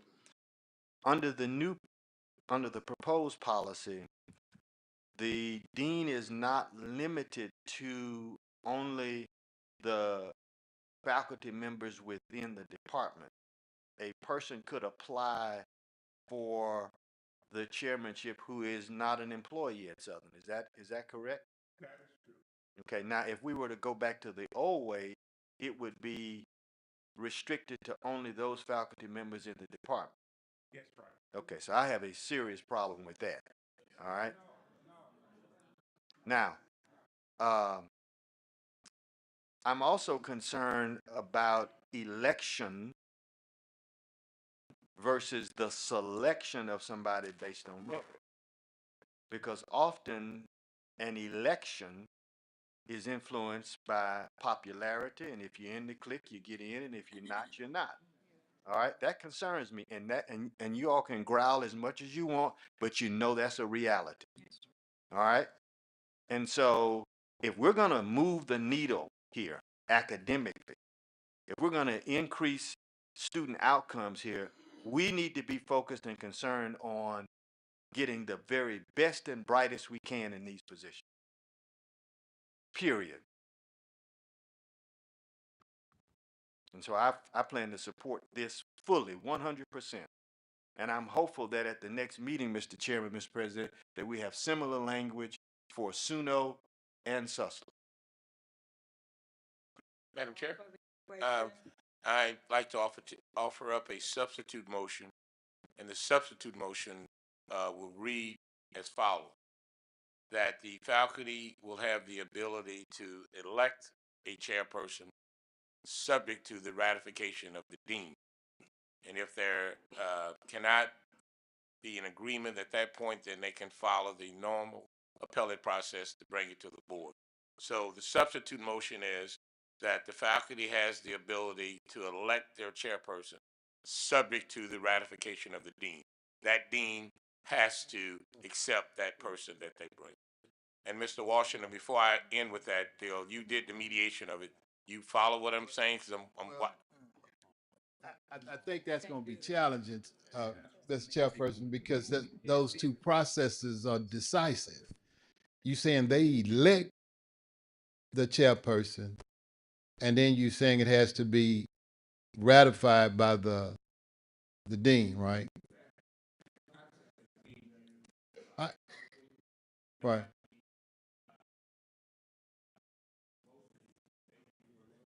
Right. Well, I think. How do I know that? I chat GPT'd it. Right. And so, but I understand what you're saying. Look, I offer it up. But we have to have a process to get there, and the language that we have now does not address it the way that you're saying. So we're gonna have to go back to the table and iron out some language to achieve what you're saying. I understand. But so my deal is I'm trying to do shared governance here. Vote it up or down. You vote it down, then I understand the deans, but my heart goes to the faculty on this. Right. So we'll just vote it up or down. Well, I told them that the only way that the mediator can be involved if they agree that I could comment on what happened. And so we had about 8 meetings to try to get this faculty handbook together. And this was a very contentious issue. Now, the committee representing the faculty agreed with this hybrid that we struggled to put together. They took it back to the faculty, and the faculty said no. And then so they came back and said we cannot agree to it.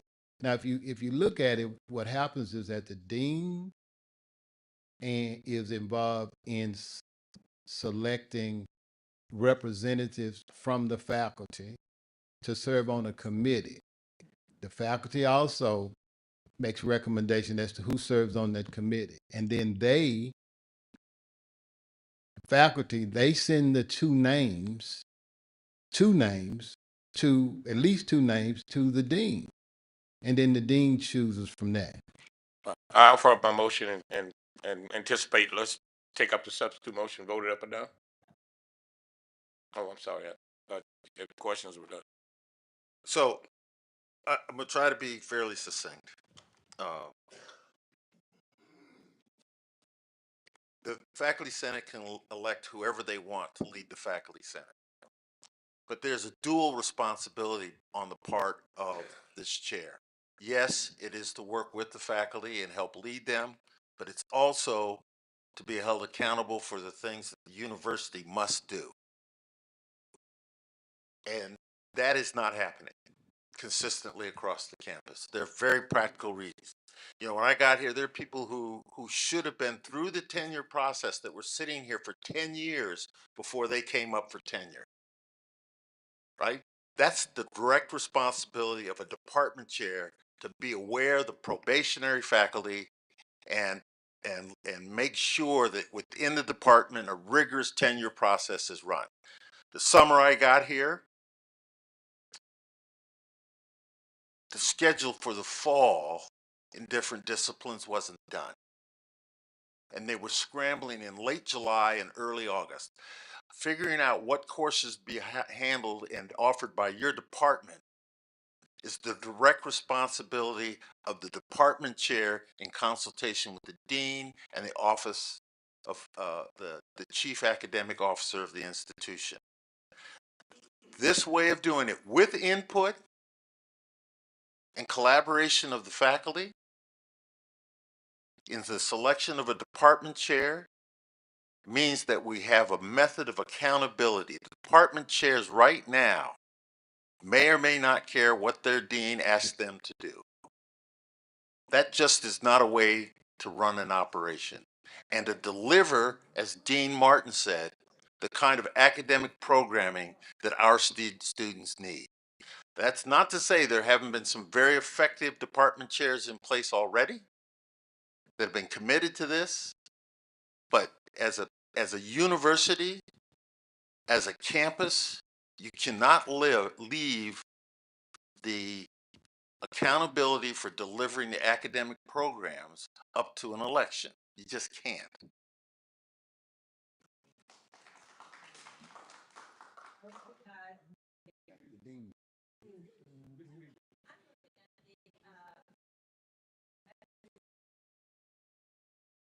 And along with the deans being able to hold them accountable.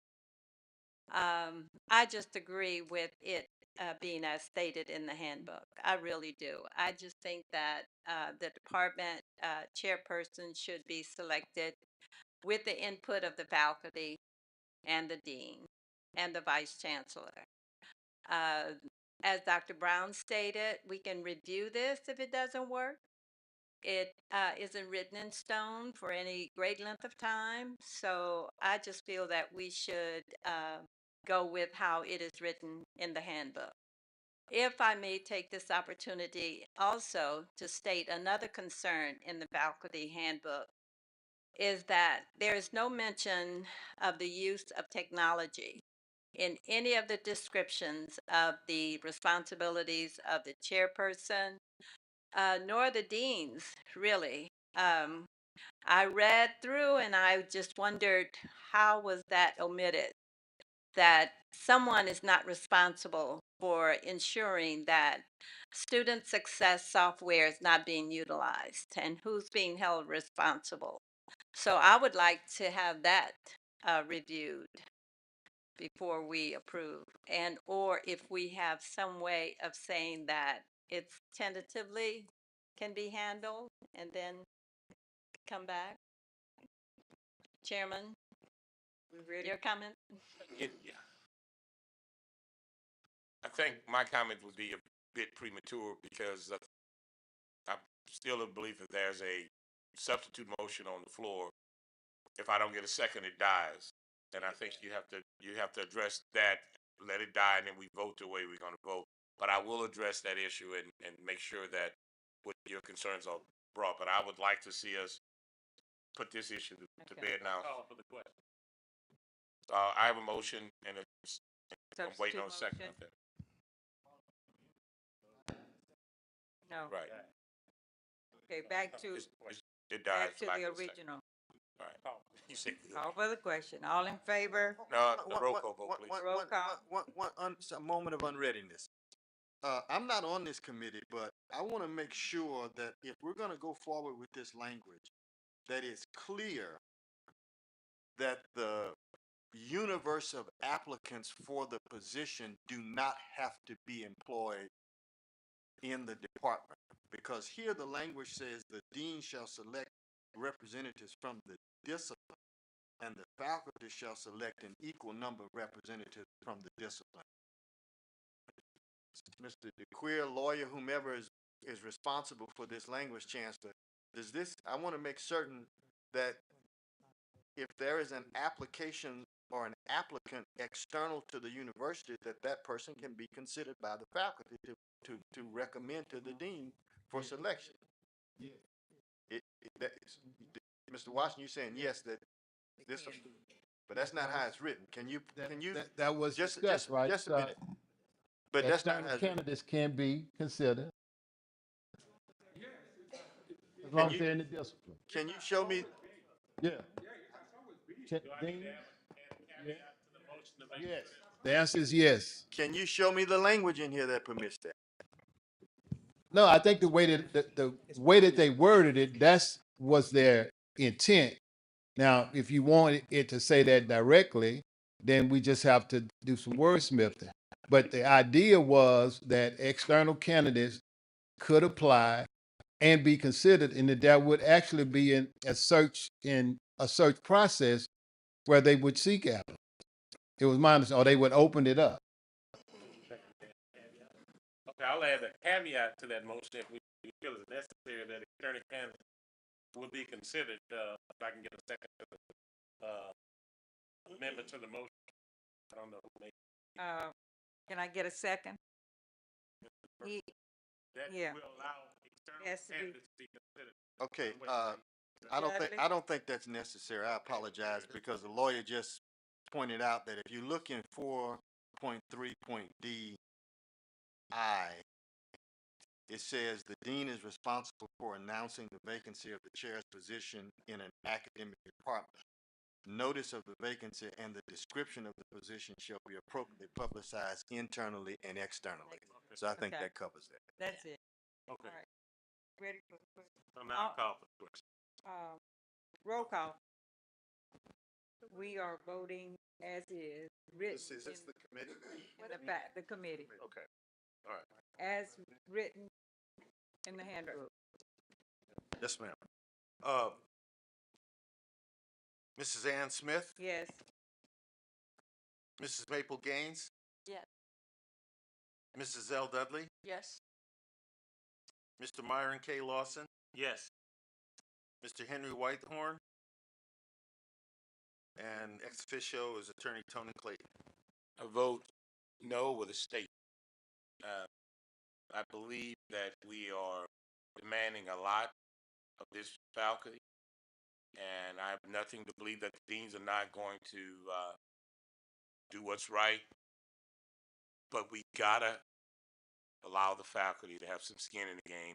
And lastly, and I'll close with this: this statute is so convoluted, ambiguous, and it does not lead to any clarity or any absolution at the end, because all the little caveats and all the other deals to it, just does not. So I think we probably will have to revisit this again.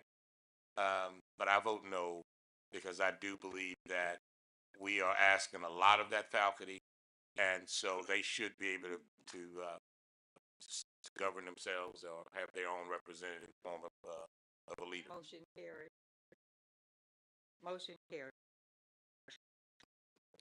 Okay, let's move to the next public input with B2. That's with promotion only, and I have a public input for it. It's Let me say this, Madam. Sure. The public input was for everything on the agenda. If they didn't show up for it, they have abandoned their rights to it. They did, and I started going into public input, and you stopped me, and you told me to let's complete that part. No, ma'am. I have. When whoever, anytime you said public input, that's for everything on the agenda. If anybody came up. And that's what I was doing, and you stopped. Okay, well, I apologize. I didn't know I had done that. Okay. So I need to complete it. You wanted to complete the handbook phase, and so now we have a B and C. with public input, so I have to go back and let the Can I handbook. get clarity on the handbook that we just, or have we moved on and it's too late? What did we actually, did we vote on approval of the handbook, or did we vote on approval of selecting the department chair? What did we, Approval of the handbook, which includes Right. that provision in it. just for that Just- provision? No, you just approved the entire deal. That's what I was voting no. You just approved everything. Well, I vote for approving that, but I also wanted to add in that we should go in and add technology in some way. That's why I brought that up, thinking that we were gonna handle that. Too late now, I think, but. We can bring it back.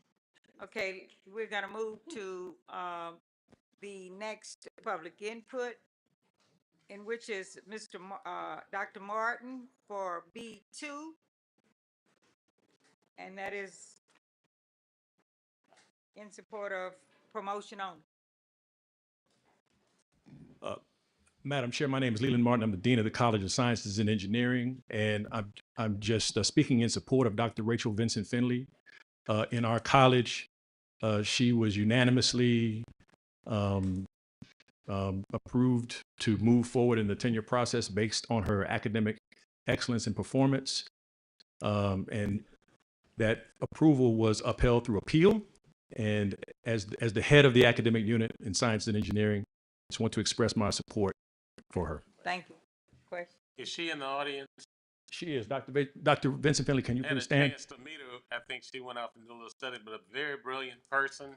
I think she's going to add a lot of value to the computer science department. We're blessed to have her. Thank you. Now, since I still have a C1 and C2 that had public input, so do I need to continue? I think you probably should say, are there any public comments, anything germane to your agenda? If they got any public comments. Okay, I have some cards here. Okay, so I should call them. Yes, Okay. ma'am. All right. C1, Ms. Dodson, Melissa Dodson. Then we'll have, after her, we're gonna have Mr. Jason come up right behind her. And we will have Dr. Martin again. Good morning, Madam Chair. Thank you. My name is Melissa Dotson. I'm a 26-year engineer with Shell. I stand here on behalf of Shell to say that we support the chemical engineering program.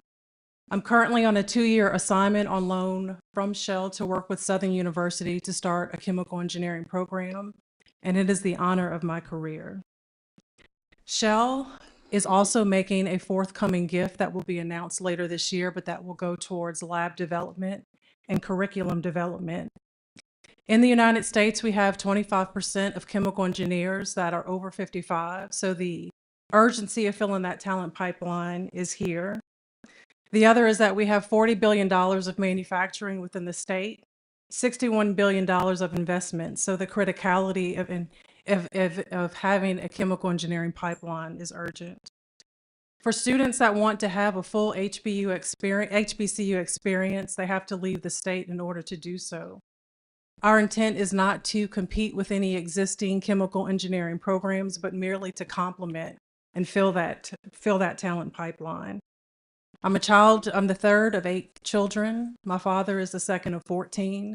I can speak to the generational impact that this career has made for me, and we're looking to do the same for our Southern University students and for our community. Thank you. Thank you. At this time, I'm going to call Mr. Jason, if you'll come up. Madam Chair, Mr. Petrie, he is senior leader at ExxonMobil down the street. He came earlier, but he had to leave for another meeting, but he did want to tell me to express to this board his unequivocal support for the chemical engineering program on behalf of ExxonMobil, due to the impact that it will have on their workforce and their ability to increase and expand their operations here in the state of Louisiana. And while you're up there, will you please do yours, because you're the last one? Yes, Okay. yes. So I stand here in full support of the chemical engineering, of having a chemical engineering program here at Southern University. notwithstanding the fact that I myself am a chemical engineering and I want a home department. But the reality is that if a Louisianian wants to get a chemical engineering degree, they have to leave the state of Louisiana if they want to have an HBCU experience. They have to go to either Prairie View, they have to go to Tuskegee, or they have to go to Florida A&M. And once they leave the state, the possibility that they may come back are limited and low. And so having a chemical engineering program right here in Southern, in the heart of the chemical manufacturing industry in the Gulf region, a leader in the nation in terms of chemical manufacturing, I think will be a solid win and a solid message to HBCUs and the entire state that Southern University College of Science and Engineering is open for business, that we're being creative, that we're being innovative, and that we're answering the needs of industry. Thank you, sir. At this time, I'll take, pardon, no, I'll let him go. Why? At this time, I'll take ask for a motion. Question, Madam Smith. The item says request for approval and tenure and promotion of applicants who appeal. This young lady who just stood up did she appeal, and why did she appeal?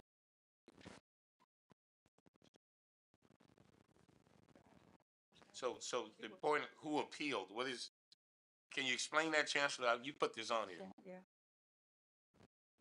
So when the university committee makes a recommendation, and they will initially not recommend, there's an appellate process. I understand that, but who appealed? Who appealed? The individual. The lady who we just. No, each one of them. So all of the parties that are promotion and tenure, there are two, and then one for promotion only. Why were they rejected the first time is a better question. Now that I'd have to call on Dr. Young on that one. But I mean, so you're asking me to vote on somebody who appealed. Appealed what? So I'm obviously ratifying the appeal. Don't put this on the agenda if it's not fully vetted. So you're asking me to vote for someone who appealed, and I don't know what they appealed, why they appealed, and why were they rejected. That's just a fair. And my colleague from Alexandria says, "Do you want to discuss this in public?" Well, you put it on a public document, and unless you guys, if it's something you can't talk about, then let's take it off the agenda and put it where you can vet it in an executive session or something. But I want to know. So maybe we should defer this to executive session, and then I'll defer to my lawyer, because I want to know why this person or persons were rejected before I vote to ratify their appeal. So perhaps I shouldn't go into the details of why the person was rejected, but I can tell you that the process was vetted. So applications are submitted at the departmental level first. It's reviewed by the department. Then it goes to the level of the college, reviewed by a committee. Let me say that it's reviewed by a committee at each level: department, college, academic affairs. And if it's denied at each level, each applicant who was denied has the right to appeal within 10 days of being notified of the decision. So these applicants were reviewed at the university level and denied and chose to go through the appellate process. The appeals committee rendered a favorable decision, which is the reason why they are on today's board agenda. I understand that. And my question is, what was the basis of their denial? And if I can't discuss it in public, let's defer this item into executive session, or the board can just summarily dismiss what I'm saying and vote on it.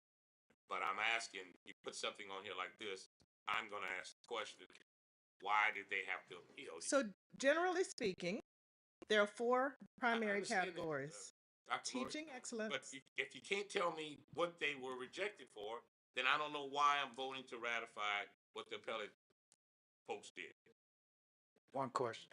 Aren't we supposed to have executive session on our? I don't know. Byron says you can't talk about it, and maybe I can't. Miss Smith. Miss Smith. Personal evaluations would be done in executive. Where? I recognize. Can we go in executive session on an employee without noticing them? That's your issue. If they're on the agenda for the appeal, whether notice was sent to them that this will be an executive session, I don't. And I'm going to withdraw my bill, and I'm just going to vote accordingly because I don't know enough about it. So, Madam Smith, I'll withdraw this request to go in executive session, and whenever you call it for a vote, we'll vote on it, and I'll vote accordingly. Yeah, can we defer it? Can it be deferred? Yeah, question? Yeah, of course. It's my understanding that they was originally denied, and then there's a appellate project that has since agreed that they should be tenured, Yes, sir. and that's how I get here. Yes, sir. Okay. So it is. My issue is, I asked the question, I know who the first people that So what are we supposed to do? You attorney? We do have executive session, Madam Chair, on the Can we agenda. go into it? Can we defer that just until, can we defer that? Can we defer it until we are able to properly handle it? Let's defer it. Okay. We're gonna defer it. That's B2, promotion on. We're moving on to, can I do these informational items? Well, I didn't do C, did I? C1 and 2? Okay. Can I get a motion for C1 and 2 and 3? I had a quick comment on C1 there, Madam Chair. Okay. I just wanted to speak for my colleague with ExxonMobil, Jason Petrie, who had to leave, and encourage the board to support this motion.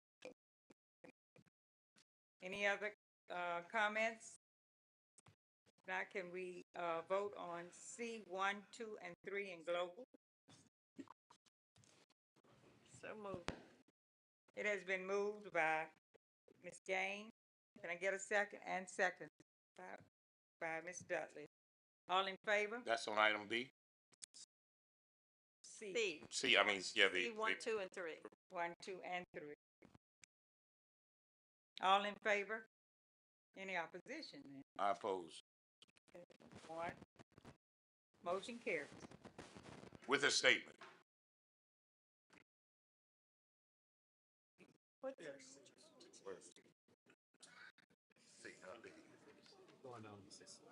I withdraw it. Motion carries. Yep. All right, we're gonna move on to C. Informational items. I was talking to the president and got distracted. That was a pretty good move, Mr. President. I missed my vote talking to the president. He pulled me aside. Come here, let me talk to you. And I missed it. I'm sorry. We're moving to informational items. Dr. Young, are you ready to entertain any of the informational items?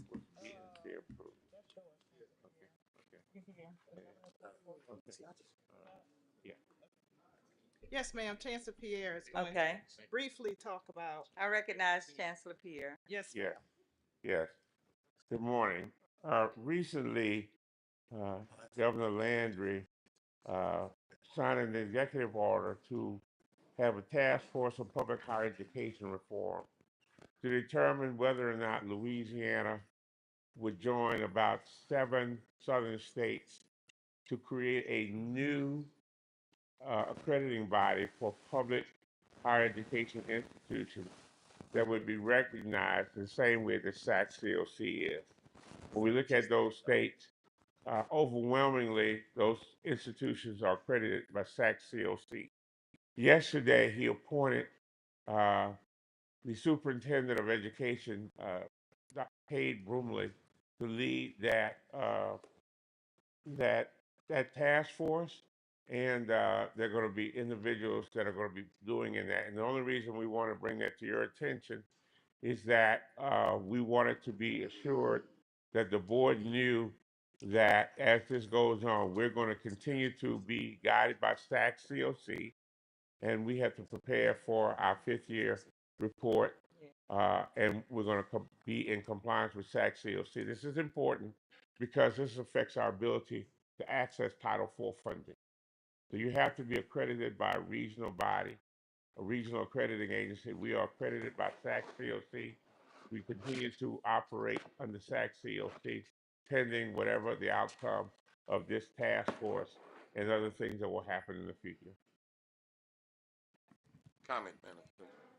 I'm on that committee, and I think I've asked you and maybe Lori, Dr. Young, I'd like to meet with you guys ahead of time to see what the synergy is of the university as to what my input should be on that committee.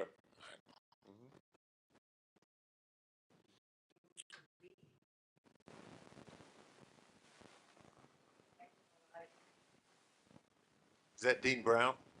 Yes.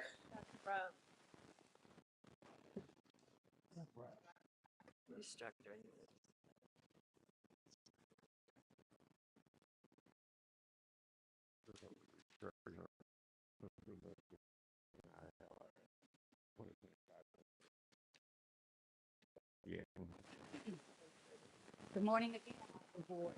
The proposal's been submitted as it relates to restructuring the leadership team and positions under the College of Nursing and Allied Health. The proposal that's before you has my interim chairs. So there are 11 departments, 11 programs under 5 departments, and all of the chairs in that office and in that program are interim, except for one. And so the proposal is to take interim off of their titles and move them forward to full 12-month appointments. In the School of Nursing, we already have 12-month chairs, and that's part of the requirements because of our accreditation body. You have to have year-round coverage over programs that you offer year-round. And so the proposal is to move the allied health chairs into 12-month positions in alignment with the 12-month chairs that are already in existence in the School of Nursing. As I said, all the chairs are here. They have led their programs with excellence. All of our programs are accredited, 10 years accreditation, and it's been through the efforts of the department chairs. So I request favorable approval for that.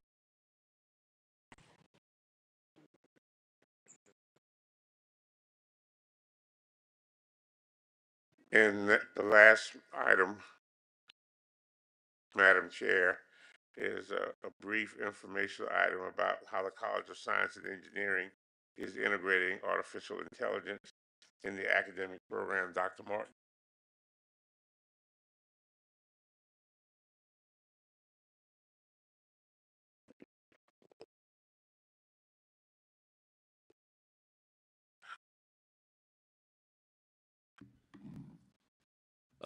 Thank you for the opportunity to provide some information just on how we're trying to integrate artificial intelligence in our university functions. I have a brief set of slides, very brief, but I'll start just by saying that what we are aiming to do is integrate artificial intelligence in our functions so that we're operationally efficient, educationally efficient, and more efficient in research. So we've been involved in lots of different activities in order to get us geared up and have artificial intelligence drive some of our solutions that will help us advance our programs. So next slide.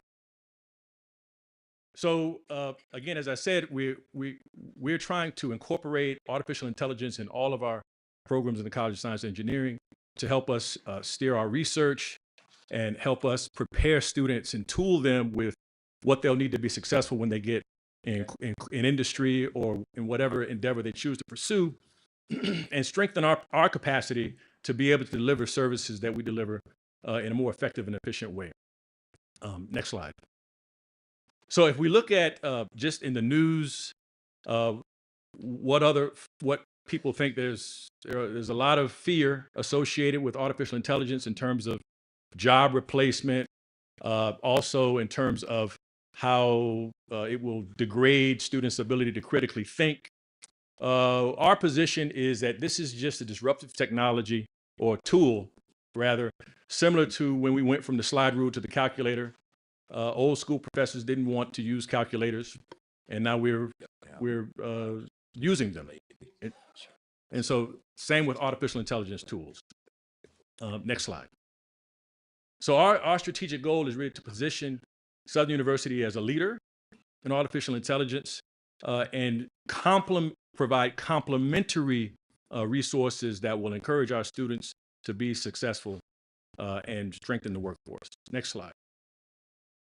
So what we're currently doing, particularly in computer science, is we're partnering with companies like IBM through their Skills Build Academy to expose our students to artificial intelligence, data science, cybersecurity, and quantum computing technology and tools to enable them to not only go out and have careers in those areas, but also while they're here and while they're students here at Southern University are able to participate in projects where they can actually get paid through micro internships to help boost their resume and give them the experience and exposure that they'll need to be successful. Next slide. And so what have we done? So we're developing AI teaching tools in our courses. We've had several AI workshops that we've hosted in the College of Science and Engineering, including hackathons. One hackathon that we had last September, and we'll hopefully do it again this September, was sponsored by CIA, where it was a capture the flag competition. And the students actually won cash prizes for that. And so these are the types of activities, enrichment activities, and exposures that we want our students to have both inside the classroom, but also co-curricular activities outside the classroom. Next slide. I'll skip through this slide. Next slide.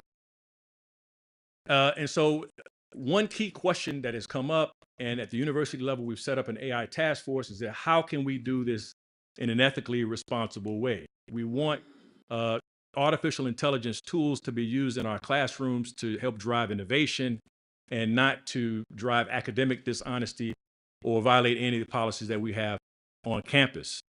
And so later, I think in the board meeting, we'll be presenting the findings of that AI task force in the form of policy, and I think Dr. Wickle will discuss that a little bit more. But I think ethical responsibility is key in all activities that we do in terms of artificial intelligence, because we want our students to graduate and be ethically responsible alums. Next slide. So what are we doing in the college? Well, we've already put together the preliminary AI readiness assessment task force that's going to look at the current academic technology that we have and look at the current subject matter that we incorporate in our curriculum and figure out how we can use artificial intelligence tools to marry those two together to make sure that our students are connected to the resources that we have to help them succeed. Now, I will say this, as part of that readiness integration task force, we are going to include students. We've reached out to some students because what I find is that students are much better equipped. Students know more about AI tools than we do. They know how to use those tools and better than we do. And so they can help and guide us in how to incorporate those tools to better assist them inside and outside the classroom. Next slide. Next slide. So where are we headed with AI? I was invited to speak on artificial intelligence at the Nexus Louisiana Technology Cup just about a month or two ago. And I made this statement, and they dropped it in LinkedIn. Artificial intelligence, as we know it, renders itself obsolete on a daily or weekly basis. So the tools that were valuable and useful on Monday may be obsolete on Friday. That's never more true. So we have to be vigilant and very actively engaged in pursuing our foundational infrastructure in artificial intelligence, because if we don't do that, we'll just be further and further behind, and we want to be ahead. Next slide. We're about done. We're done. I got one more. So this is the Technology Cup, and this is the panel that I spoke on. And so the other gentleman, Dr. Abe Bagili, He's the head of computer science, the computer science school at LSU. And so they invited Southern University to be a part of this Technology Cup. And so I guess the point of this is just to demonstrate and illustrate that we're not just thinking about artificial intelligence locally right here on campus, but we also want to be a recognized leader in development of artificial intelligence tools, not just among HBCUs, but also with our majority institution peers. And so with that, I'll stop. That's an update. I would love to come back in about 6 months or so to give you an update on the progress of our readiness task force and how we're implementing tools into the classroom and what the outcomes have been. Thank you. Thank you, and thanks for the update. At this time, we will ask for any other business. If none, I'd like to have a motion to adjourn. It has been moved and second. We adjourn.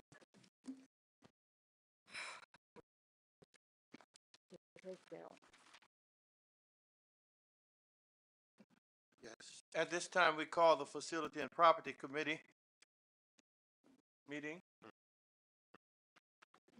Roll call. Roll call. Yes.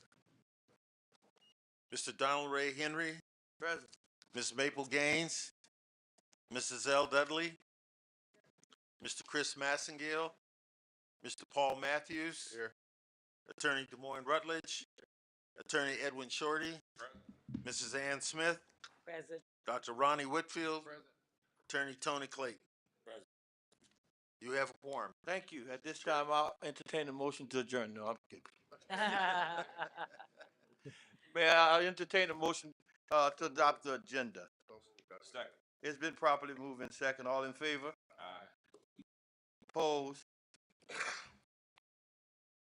Adopted. Agenda adopted. Public comments at this time. Do we have any public comments? Seeing that there's none, No, I have. we're going to have Mr. Dawson to give us some information items, starting with the item that I talked to you about, so I won't have any problems out of Mr. Rutledge. Yes, sir.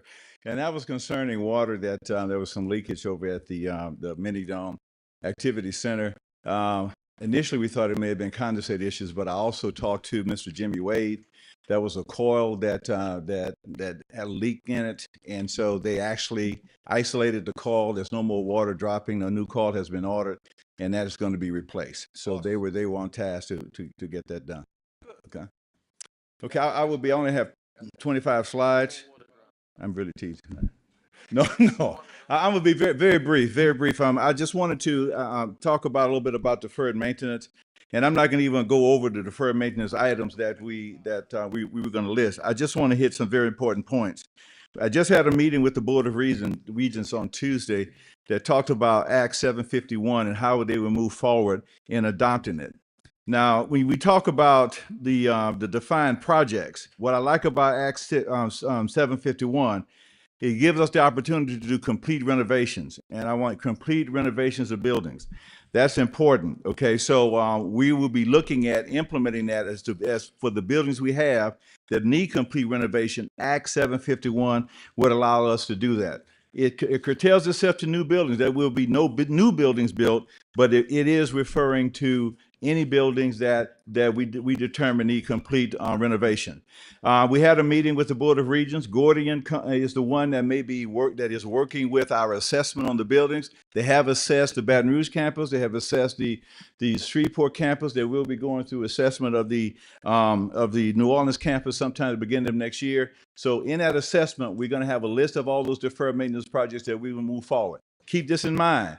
If the legislature continues what they're doing on Act 751, which means bond $2 billion and give a significant amount of money to the university to do deferred maintenance projects, we're going to have a lot on our table to move forward.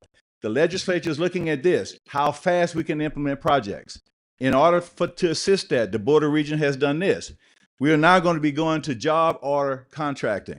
And I know Mr. Rutledge probably knows something about that. So we're going to be going to job order contracting, meaning, and let me just tell you a little bit about what that talks about as far as job order contracting. It is indefinite delivery, indefinite quantity construction contracts. It enables the owners and contractors to complete a large number of individual projects by going through a single competitive bid. So say, for instance, if we have roads that we need to do throughout the system, There's one competitive bid that does that, and then when we move forward, all we have to do is issue work orders, okay, to do that. That allows us to move the process through much more efficiently and faster. That is happening now, and we'll be working with implementing there.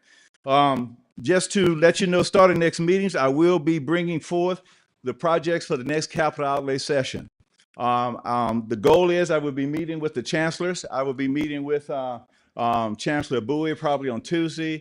I will be meeting with Chancellor Gann on Wednesday, and I will be scheduling the other chancellors meeting to talk about projects that we will be bringing up into the next session. In the September meeting, we will be bringing that item to the board. That's for you to look at and consider. My goal is to get those items to you early so that you can look at it and you have any questions, you will have opportunity to push those back to me so that you will look at them. And then in October, that decision will be made so we can submit it to Board of Regents. Couple other things. Pre-construction meeting is going on right now at Suno for the nursing school. We will be starting construction on that soon. I'm going to let Dr. Gant announce a pre-construction of what's happening on her campus. We also have a pre-design meeting on the Suffolk campus on Wednesday that's dealing with drainage and also dealing with some piping issues. So that's just a brief update that I want to present today. Thank you very much. Mr. Rutledge. Updates, A.O. Williams. I know Dr. McMean smiles when I ask about A.O. Williams. Update on the lab school, and I was answering an email and didn't hear what you said about the water situation at the minute. You could address those three briefly. A.O. Williams, lab school, and the Sure. The water situation, that was a call that was leaking that Mr. Wade and his team identified. They isolated that call so there's no more water leaking to that area. They've also ordered the replacement call so that will be replaced and will be moving forward. Okay. A.O. Williams. A.O. Williams. Two things happened with A.O. Williams. The contractor and the architect are working through to determine what they're going to do with the building. Right now, Facility Planning and Control is saying that they want to do a detailed evaluation on the current building. Quite honestly, I think you almost have to take that thing down to studs, at minimum, possibly a demo.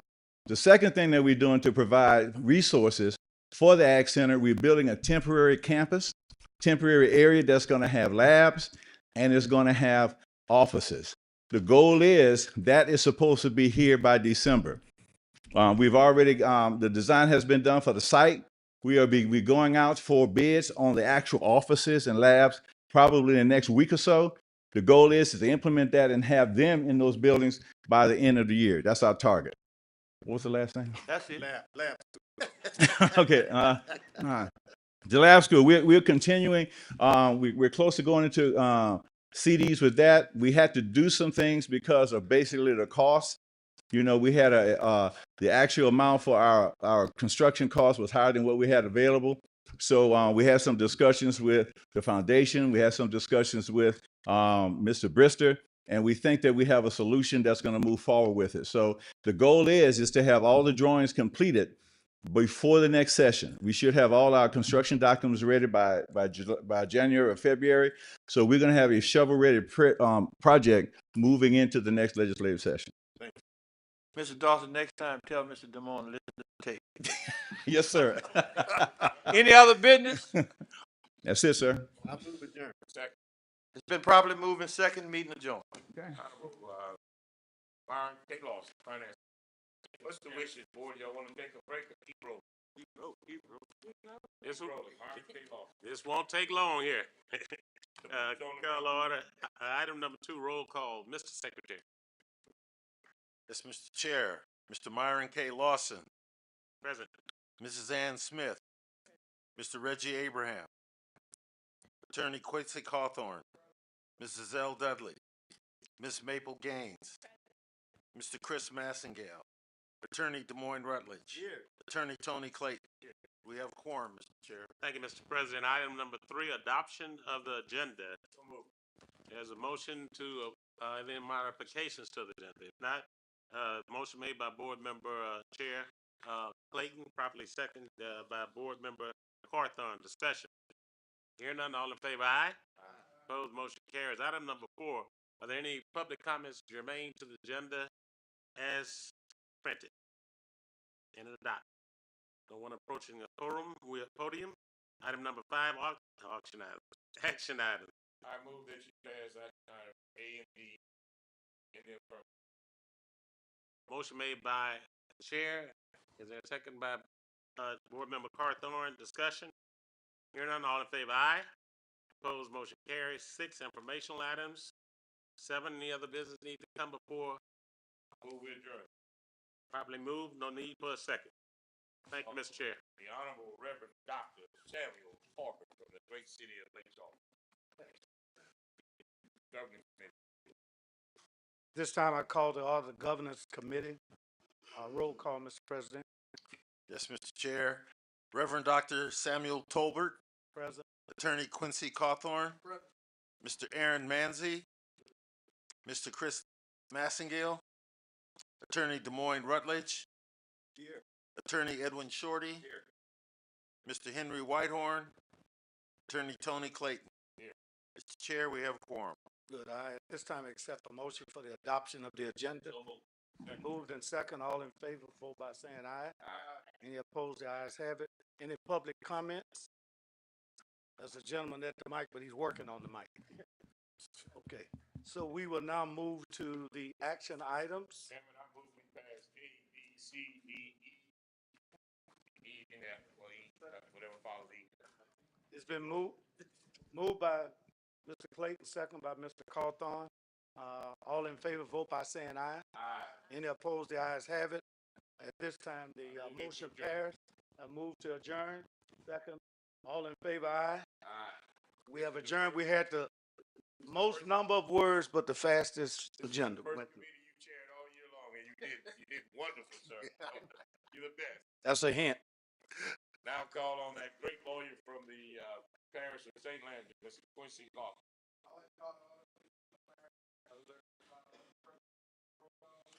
Yes, Mr. Chair. Attorney Quincy Cawthorn, Attorney Des Moines Rutledge. Here. Mrs. Maple Gaines. Here. Mr. Aaron Manzi. Attorney Edwin Shorty. Mr. Henry Whitehorn. Attorney Tony Clayton. Here. Mr. Chair, we have quorum. All right, can I get a motion to adopt? Move. All right, it's been moved and second, no objection. Number 4, is there any public comment? Hearing none, saying none, we move on to action item 5.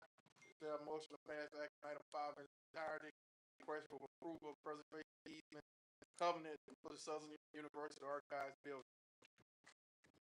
Can I get a motion? Move. Second. All right, it's been moved in second. Can I get a vote? All in favor. Aye. Aye. And in opposition, so passed. I move to adjourn. Second. All right.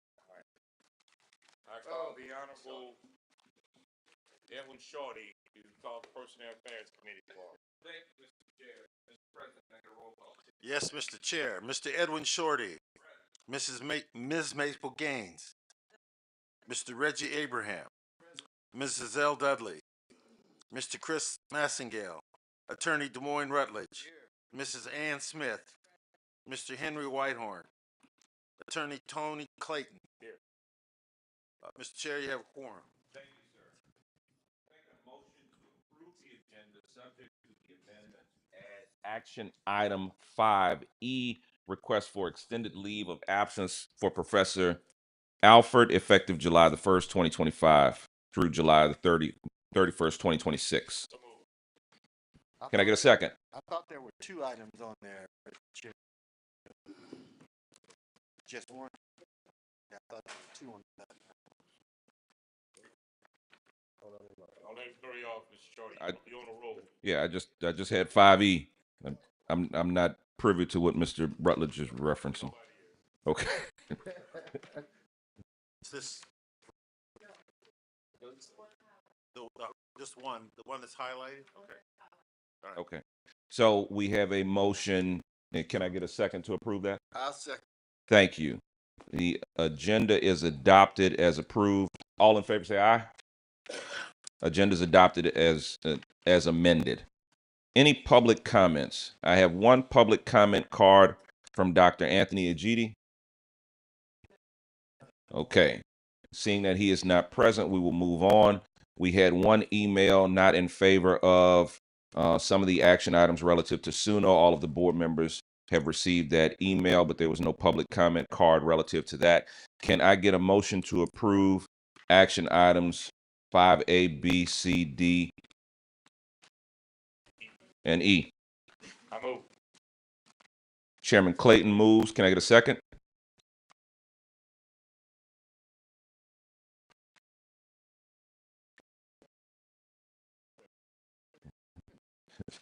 Mr. Matthews seconds. You on the committee? One of the members of the committee? And, and Oh, Smith. I'm sorry. Ms. Gaines, second. All in favor say aye. Y'all are falling asleep. Absolutely falling asleep. Any opposed? Seeing none, the action items are approved. Can I get a motion to adjourn? Moved and properly second. Personnel committee is adjourned.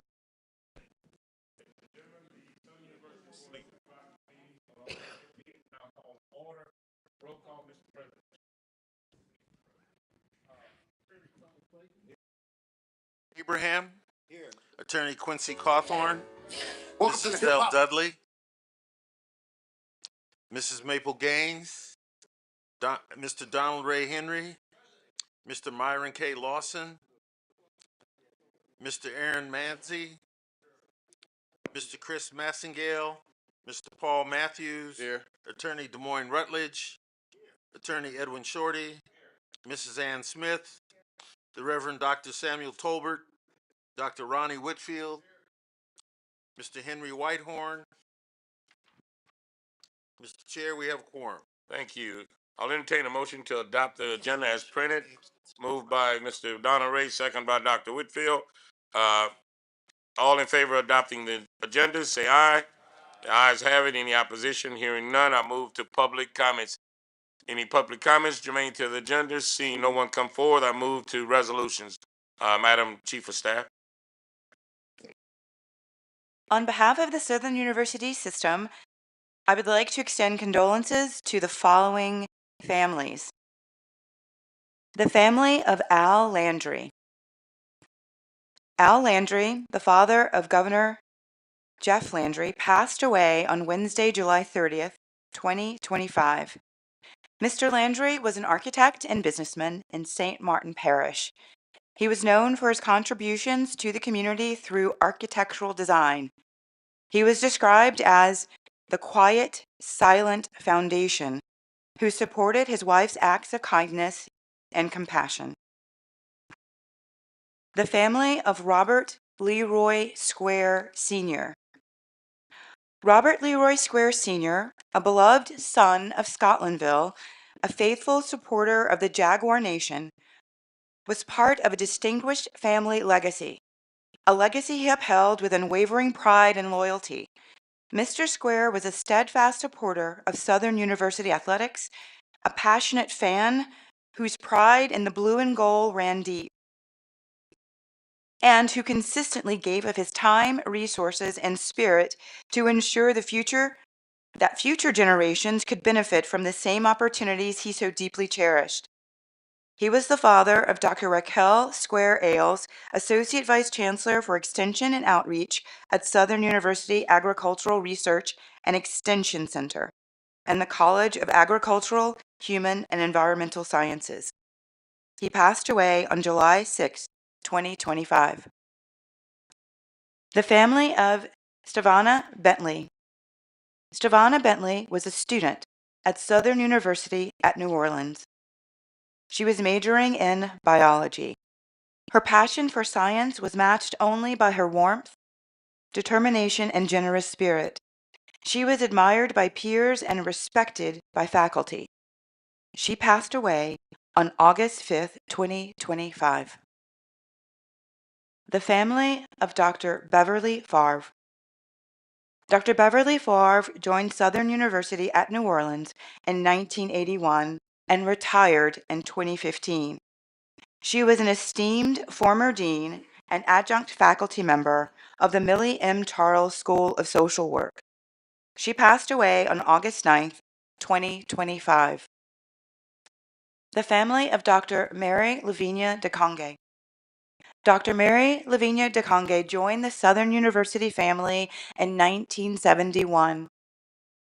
During her time at Southern University, she served as chair and professor of mathematics, an interim associate vice chancellor for academic affairs, and as interim vice chancellor for academic affairs. She held the distinction of Professor Emeritus of Mathematics. Dr. DeConge retired in 2004. She passed away on July 26, 2025. The family of Henrietta Johnson O'Neill. Henrietta Johnson O'Neill attended the Southern University in Baton Rouge, Louisiana, where she graduated with a BS in management in the fall of 1981. At Southern, Henrietta, along with 9 young ladies, reactivated the Beta Alpha chapter of Sigma Gamma Rho Sorority Incorporated. She was the first female president of the Southern University Alumni Federation, Dallas chapter, and served as the 3rd vice president of the Alumni Federation at the national level. She passed away on August 7th, 2025. And that concludes our resolutions. Entertain a motion to accept the move, properly moved, second by Mr. Matthews. All in favor, say aye. Any opposition? Hearing none, that, the resolution passed. Action item 6, I'll entertain a motion to pass item 6A and B in global. Moved by Dr. Whitfield, second by Mr. Matthews. All in favor, say aye. Any opposition? No. Hearing none, I'll move to the informational item. Presidential report. In deference to the time here, I'll be brief. I just had the opportunity to do the heavy lift of spending a few days on Martha's Vineyard.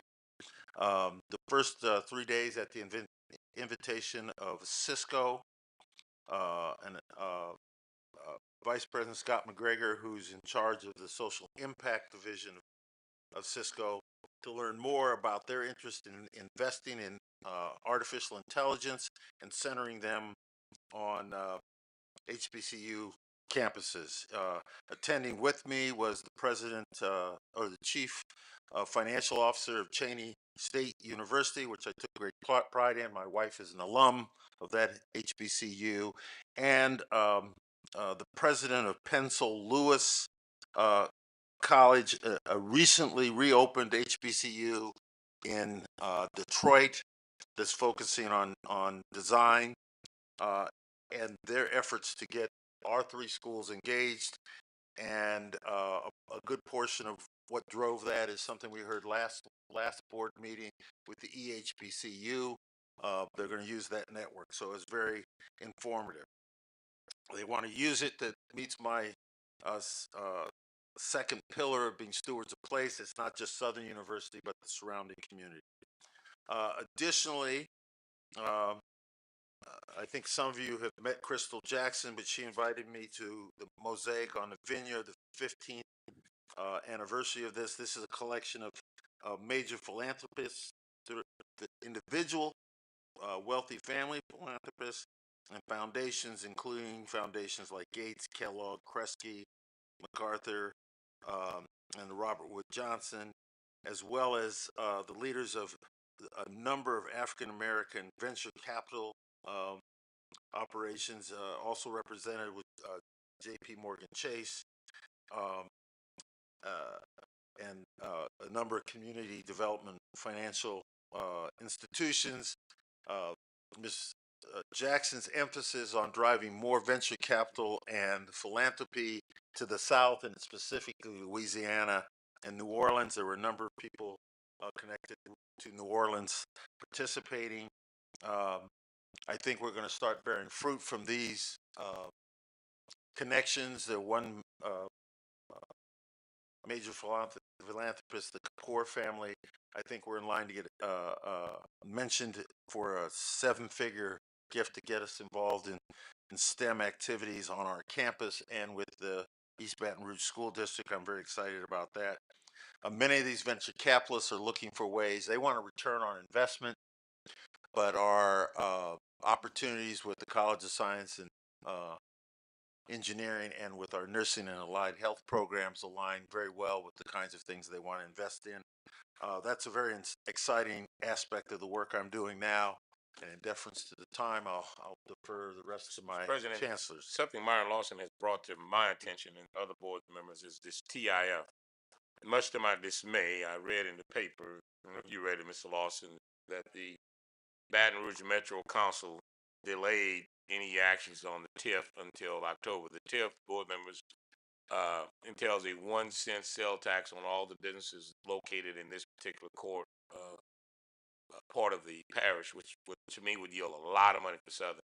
I blame the administration for not writing a letter to the city and making sure that this was on the agenda because it's so important. So the city, somebody forgot about it, but we should not have forgotten about something that's going to yield us hundreds of thousands, if not a couple of million, in the not so distant future. So I ask that, Mr.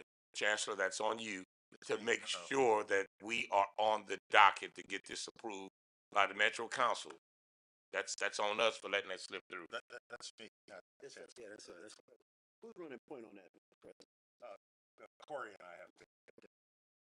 Just trying to get your underlings to take the heat, Mr. President. It's not good for me to put it on you, but okay. Yes, sir. I've asked this question before and I could not get a straight answer. Do we have a line of sight on how much revenue is projected to be generated from the TIF? We don't have that.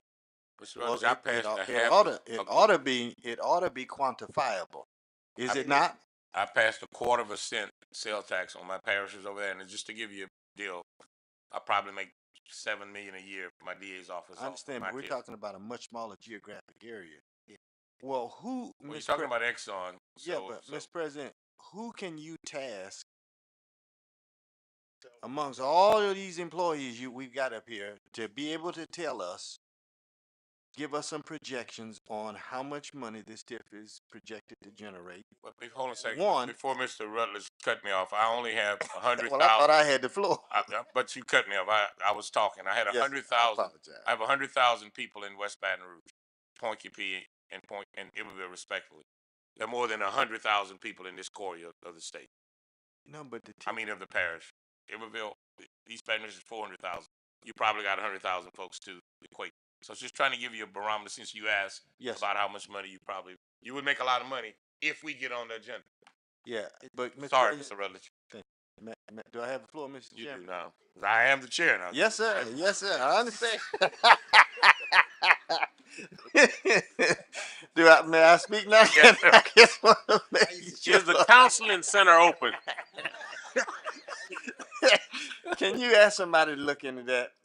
And in addition to the amount that you think you will generate, what do you plan to do with it? Just a real high level. So, on that front, let me mention to you, I'm going to engage board member Chris Massingale, Build Baton Rouge, Deidre Robert, and the leader of a CDFI in New Orleans to come and talk to our commission at its next meeting to give us some ideas about how to approach doing our work. And once the commission comes up with some ideas, I will come to the board and report out what we're doing. They're going to give you ideas on how to spend the money for Southern? Yeah. Well, let me give you an idea. No. I can give you some where you faculty raises, hiring new employees. No. It has to be on bricks and mortar. It's infrastructure. Football stadium, add on. Let's just have coffee. We can talk. I want to make sure we leverage this resource in the best way possible. Good question, Mr. Rutledge. Let me ask you this before we go, is Exxon in the TIF? Yeah. Oh my God. Yes. Then yeah. This Exxon, all of these, almost all the way to downtown. Some of the hotels, and then north, not all the way to the other Exxon plant up there, but up that direction. And not to beat a dead horse, I'm coming. Can you? So nobody from Southern made sure that was on the agenda. I'm beating a dead horse. Byron, and then I Rev think talk. we need to have a very serious conversation about this. That's why I mentioned it to the chairman again. The mere fact that we're not collecting this tax, we've lost millions. The assessor, the can clearly give you what this tax will be able to collect. It's not rocket science. I created a TIF in Alexandria, just TIF hotels, and it brings in right at $1 million. So we're not talking about a couple of $100,000, and we should have that number by now. Reggie, then Dr. Talbot. It is, to Damon's point, Damon, it is quantifiable. But let's put some timelines on it because we are running behind on this, significantly behind. So, Mr. President, just give us some timelines on it.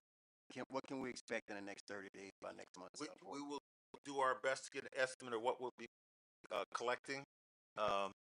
And I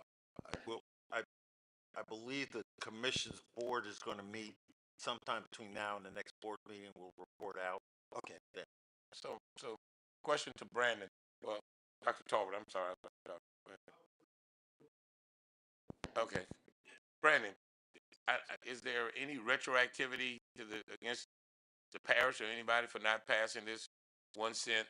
I mean, every 3 months we off the road. That's a lot of money that we're leaving on the table. Somebody ought to be accountable, because I can see it's in the best interest of the folks who don't want to be assessed the tax that you keep delaying this, and it's been delayed a couple of times already. Is there any retroactivity in this that we? Generally, you're not going to be able to retroactive a tax. It's only going to be prospective from the date of final.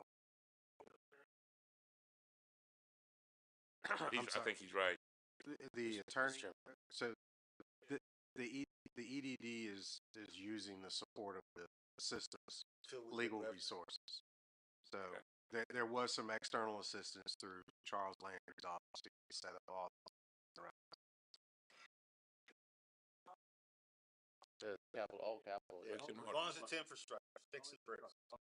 Mr. Chairman, Yes. if I may, along with Mr. Rutledge's point regarding the estimated amount, if you could, Mr. President, just send us the dates of the board meetings and understand the process. For example, some councils, I understand that at a council meeting, they have to introduce it, let it lay over for 2 weeks, and then they vote on it. I don't know if that's the same for Metro. So if you could provide that information to us as far as the date that would be voted on, expected date, and if it has to be introduced first, because then some of these board members could meet with those individuals to make sure it gets voted on properly. Next item, let's move. Any other questions on the TIF? Let's move to the chancellor's reports. Chancellor Bowie, you can set a precedent. You know, it's late today, but 10-day report. Well, thank you, Mr. Chairman. Well, I only have two very brief items to share, but before I do that, I'd just like, since it's my first board meeting, just thank the entire Southern University family for welcoming me as the 10th Chancellor of Southern University. Having said that, two items really. This summer, we had the privilege of hosting the California Community Colleges to HBCU Summit. There were 100 educational professionals participating, visited our campus, and visited our Suno Museum of Art. I'm also very proud to share that the Student Support Services Program received a $2.9 million grant from the U.S. Department of Education. Specifically, this program will serve some 300 students with tutoring, academic coaching, financial literacy, career preparation, and graduate school guidance. Last year, 76% of those students persisted, 85% maintained good academic standing, and 59% achieved six-year graduation. Had a six-year graduation rate.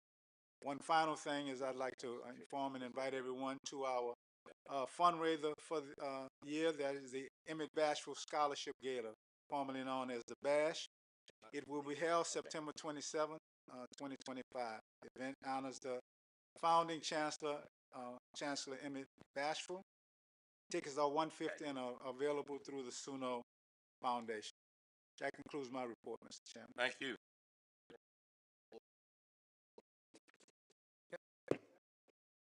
Sir?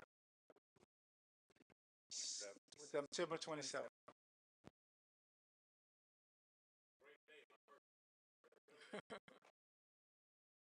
Chairman Lawson, I'm sorry, Chairman Clayton, How Vice can you Chairman. mistake? Mr. Mr. You know, Lawson we- was talking, I'm sorry. We've been talking about He a was tiff. talking. You're creating a riff. I do apologize. Mr. Lawson was speaking. I apologize for that. President Shears and members of the board. I will be very brief. I will try my best to be brief. Just want to say that Southern University at Shreveport is definitely trending in the right direction as we're looking at student outcomes. This past summer, we had over a 30% enrollment increase, and that's definitely with faculty and staff really working together with getting students in. Also, right now we're sitting at a 9% increase over this time last year. We have 2,036 students enrolled for fall 2025, with less than 100 of those students being dual enrollment. So our dual enrollment students have not been added to that number. Also, we have spent the summer really preparing to roll out our strategic plan, Reimagine Susler 2030. We had a retreat on July 21st with the executive leadership team. Board Chairman Clayton had the opportunity to stop by and to provide some encouraging words, reinforcement of teamwork, and to help us really focus on the importance of our mission. And I really appreciate you stopping by to speak with faculty and staff and the executive team.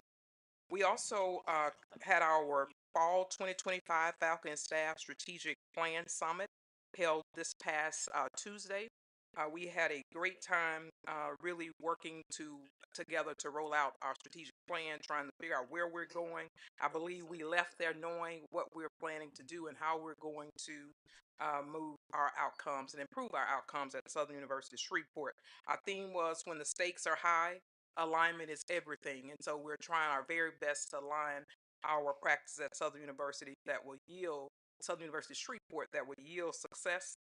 Next month, I will have a brief presentation for the board so you can see what we covered at our retreat. It was great. I think the faculty and staff enjoyed it. And I believe we're all on accord of where we want to go as we leave the institution. We also have our new councils that are in place. This board will have a copy of our councils. That's how we're going to look at shared governance at Southern University at Shreveport. I had it for you this morning, but I figured I'll just give you all that information next month, as well as I have a few documents that I'll mail, so you won't have to take all those documents from the board meeting today. I'm really excited and I'm very grateful for Mr. Dawson and all the help that he has provided at Southern University Shreveport, but also the time that he takes to share with me about capital outlay, infrastructure, and those things that are happening on my campus. I think Mr. Dawson has probably been to Shreveport at least 10 or 15 times since I've been there. And so I'm really appreciative of that. And so I'm going to share that we are preparing for our groundbreaking for our health and physical education and recreation complex. Hopefully, we are looking at first couple of weeks of September. I'll definitely get that information out to the board. Okay, I know my time is wrapping up, Mr. Clayton, looking at me, so can I please say just one more thing? It's something national that we have received at Southern University Shreveport. Achieved a clean sweep in the United States Department of Energy HBCU Energy Prize, winning all 3 rounds of this national competition. In the final round, Southern University at Shreveport stood among only 3 HBCUs nationwide recognized for this honor. And so I want to thank Dean Kenny Mosley, Dr. Kenny Moses, and the grants and sponsor programs team at Southern University at Shreveport. Thank you very much. That look that I give, that really affect Dean McMean, Chancellor McMean, and Mr. Washington, but I'm gonna try it. Okay, I'm going to try to be brief. One of our programs at the Ag Center is 4-H Youth Development. And because we're an HBCU, we put a different spin on our youth development programs. And Dr. Whitfield just stepped out, but I had a vision of bringing a program that I started in another university, which was Hip Hop to Gen Z. Well, we put the video out on social media and it's been a hit, and I've been receiving calls from a number of HBCUs and also some flagship universities. So I wanted to show you this quick clip, and that will be my report, Mr. Chairman. Hip Hop Doc right here at the Southern University and A&M College. The only HBCU in the world was playing like this, where beats meet brains, bars meet books. We mix melodies with mathematics, rhymes with research, lyrics with learning. This is more than music. It's a STEM thing. Let's go. Science, technology, and English, mathematics, teaching you the skills that you need to be successful. And fixing all the avenues and options available. Cause trying to pick a career path normally is stressful. From sound engineering to the making of a film. Okay. It's money trees whenever education on the limb. You dedicate yourself and use the necessary talent. Put the hours in until we celebrate. At the end, it's temptation for the youth to seek the wrong type of thrills. Let it sharpen up our melodies and songwriting skills. Receive the education on the industry of music. Learn the business side so we don't sign the wrong type of deal. Stand for the win. Everybody clap your hands. Investing in myself, learning everything I can. From my brain to my hands, doing everything I plan till I'm winning. And they watch me do my dance. That's a step thing. And for the win, everybody clap your hands. Investing in myself, learning everything I can. From my brain to my hands, doing everything I plan till I'm winning. And they watch me do my dance. That's a step thing.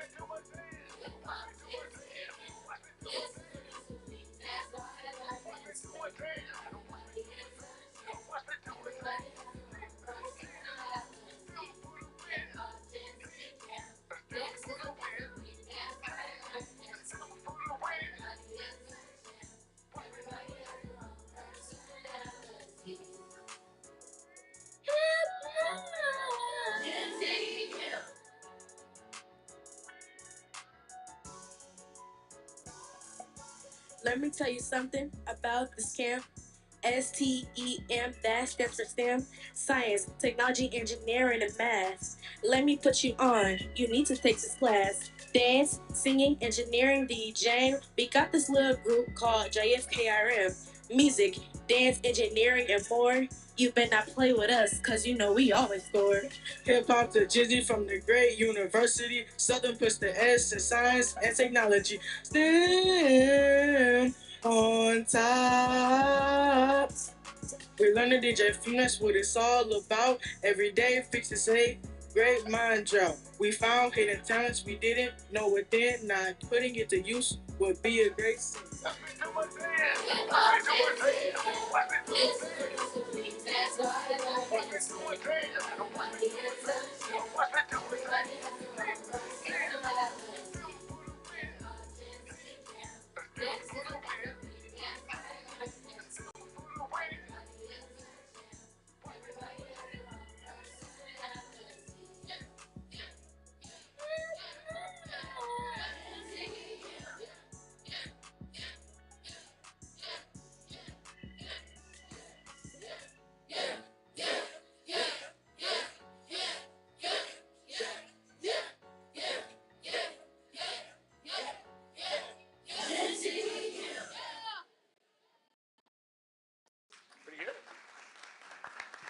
And Mr. Chairman, these students are not coming to agriculture. They're going to go into music, engineering, and the arts. So That big old student, that big old one, that doctor. Now, that was pretty good. That was impressive.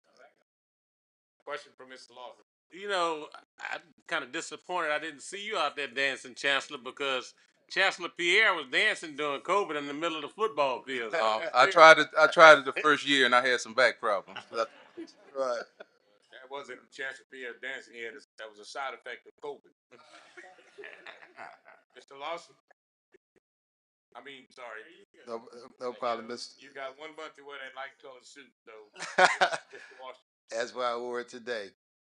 Mr. Chairman, Vice Chairman, members of the board, Mr. President, uh, we have held some faculty retreats at the Law Center and also met with a consultant that we hired to look at our curriculum to make certain that we are preparing the students the way that they need to be prepared for the bar exam, particularly the next generation bar exam, which they will be taking in 2028. We're starting the process now to make certain that they are ready for that. The other things that came out at the retreat that I thought that was interesting was some action items to strengthen student success. They include implementing a uniform syllabus tied to bar competencies, enhancing early alert academic intervention, expanding writing requirement assignments across the curriculum, and increasing assessment training and feedback training for faculty using artificial intelligence. We also have begun the process of reviewing the past bar exams, the most recent bar exam, to make sure that it aligns with what we have been teaching. Yes, sir. Comment? Mr. Attorney Washington, I just wanted to say that I ran into some of your uh, recruitment folks in Shreveport just at dinner, and it was real exciting to run into them because it's students from Shreveport that have acceptance and coming to school and coming to law here. But you have Attorney Hamilton was there, and her delegation of other attorneys in the Shreveport area that are working, and I know he's working across the state to increase enrollment of certain students that fit his standard. That's the new standard. So I just want to say kudos for that. It's good to run into action, your work in action, what I'm saying. And they were very well represented. Those students are excited about coming to school, to the law center here in Baton Rouge. Nothing that has to do with the law center in Shreveport. So I just want to say kudos to the work that you're doing. It's good to run into that type of thing in your absence. Those folks are working on the behalf of the law center down here in Baton Rouge. So good job. Thank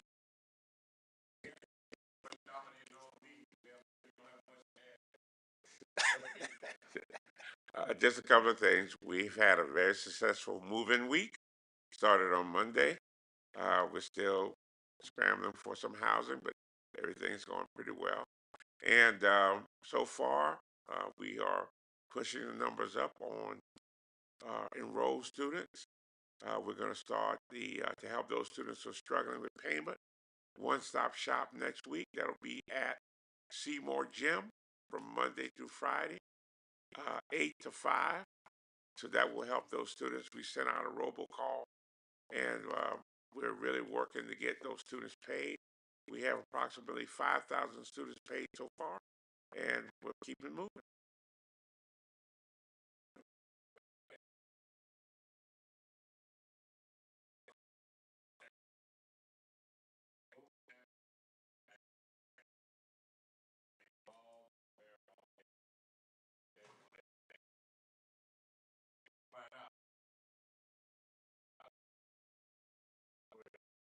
Yes, they're working together.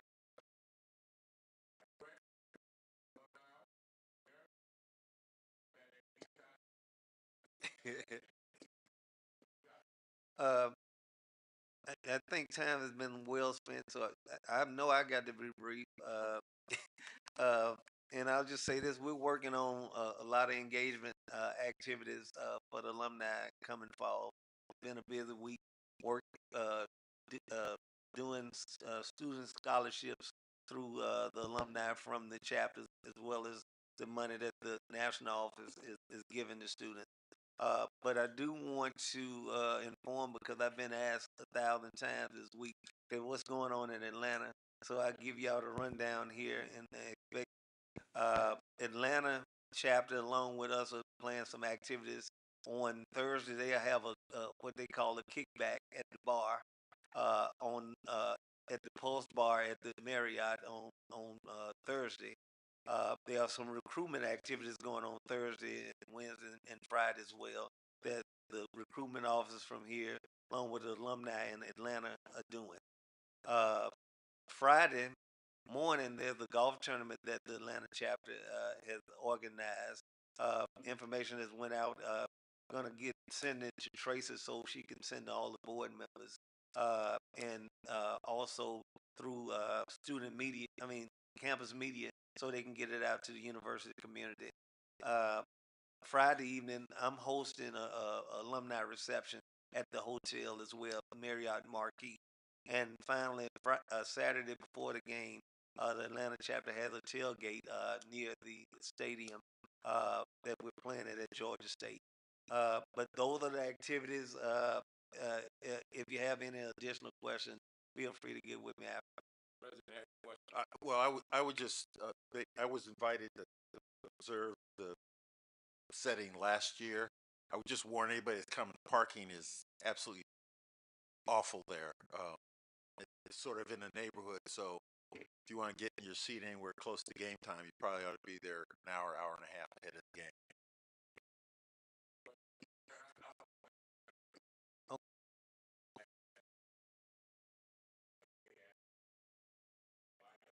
I appreciate what you're doing to bring morale up. I wouldn't recommend y'all. You send me to a Motel 6 in Lake Charles, so don't listen to him when it comes to hotels. But Mr. Chairman, I got a fix for that just for you. I spoke to the governor in Georgia, and they gonna let you stay at the mansion while you there. The last guy said that mansion didn't bode well for him, but the money man, Mr. Al Harrell.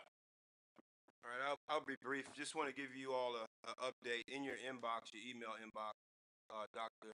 Durrell sent you an update on the SUPR residential housing project.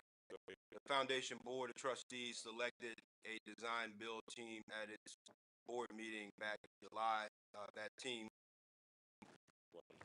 is a Baton Rouge team, Womack, Tillage, and Abair. The budget development along with design are underway, and we're scheduled to complete that by the end of October and hope to move quickly into capital finance shortly thereafter with an anticipated groundbreak in the spring 2026. But you have a detailed schedule in your inbox, and I encourage you to look at it if you have any questions. Thanks. That's item 8. The vice chair and I have been in consultation. I don't think there's a need to go in executive session. He's going to give you a 30,000-foot overview of item 8, and I'll hand it over to you, Mr. Vice. Thank you, Mr. Chairman.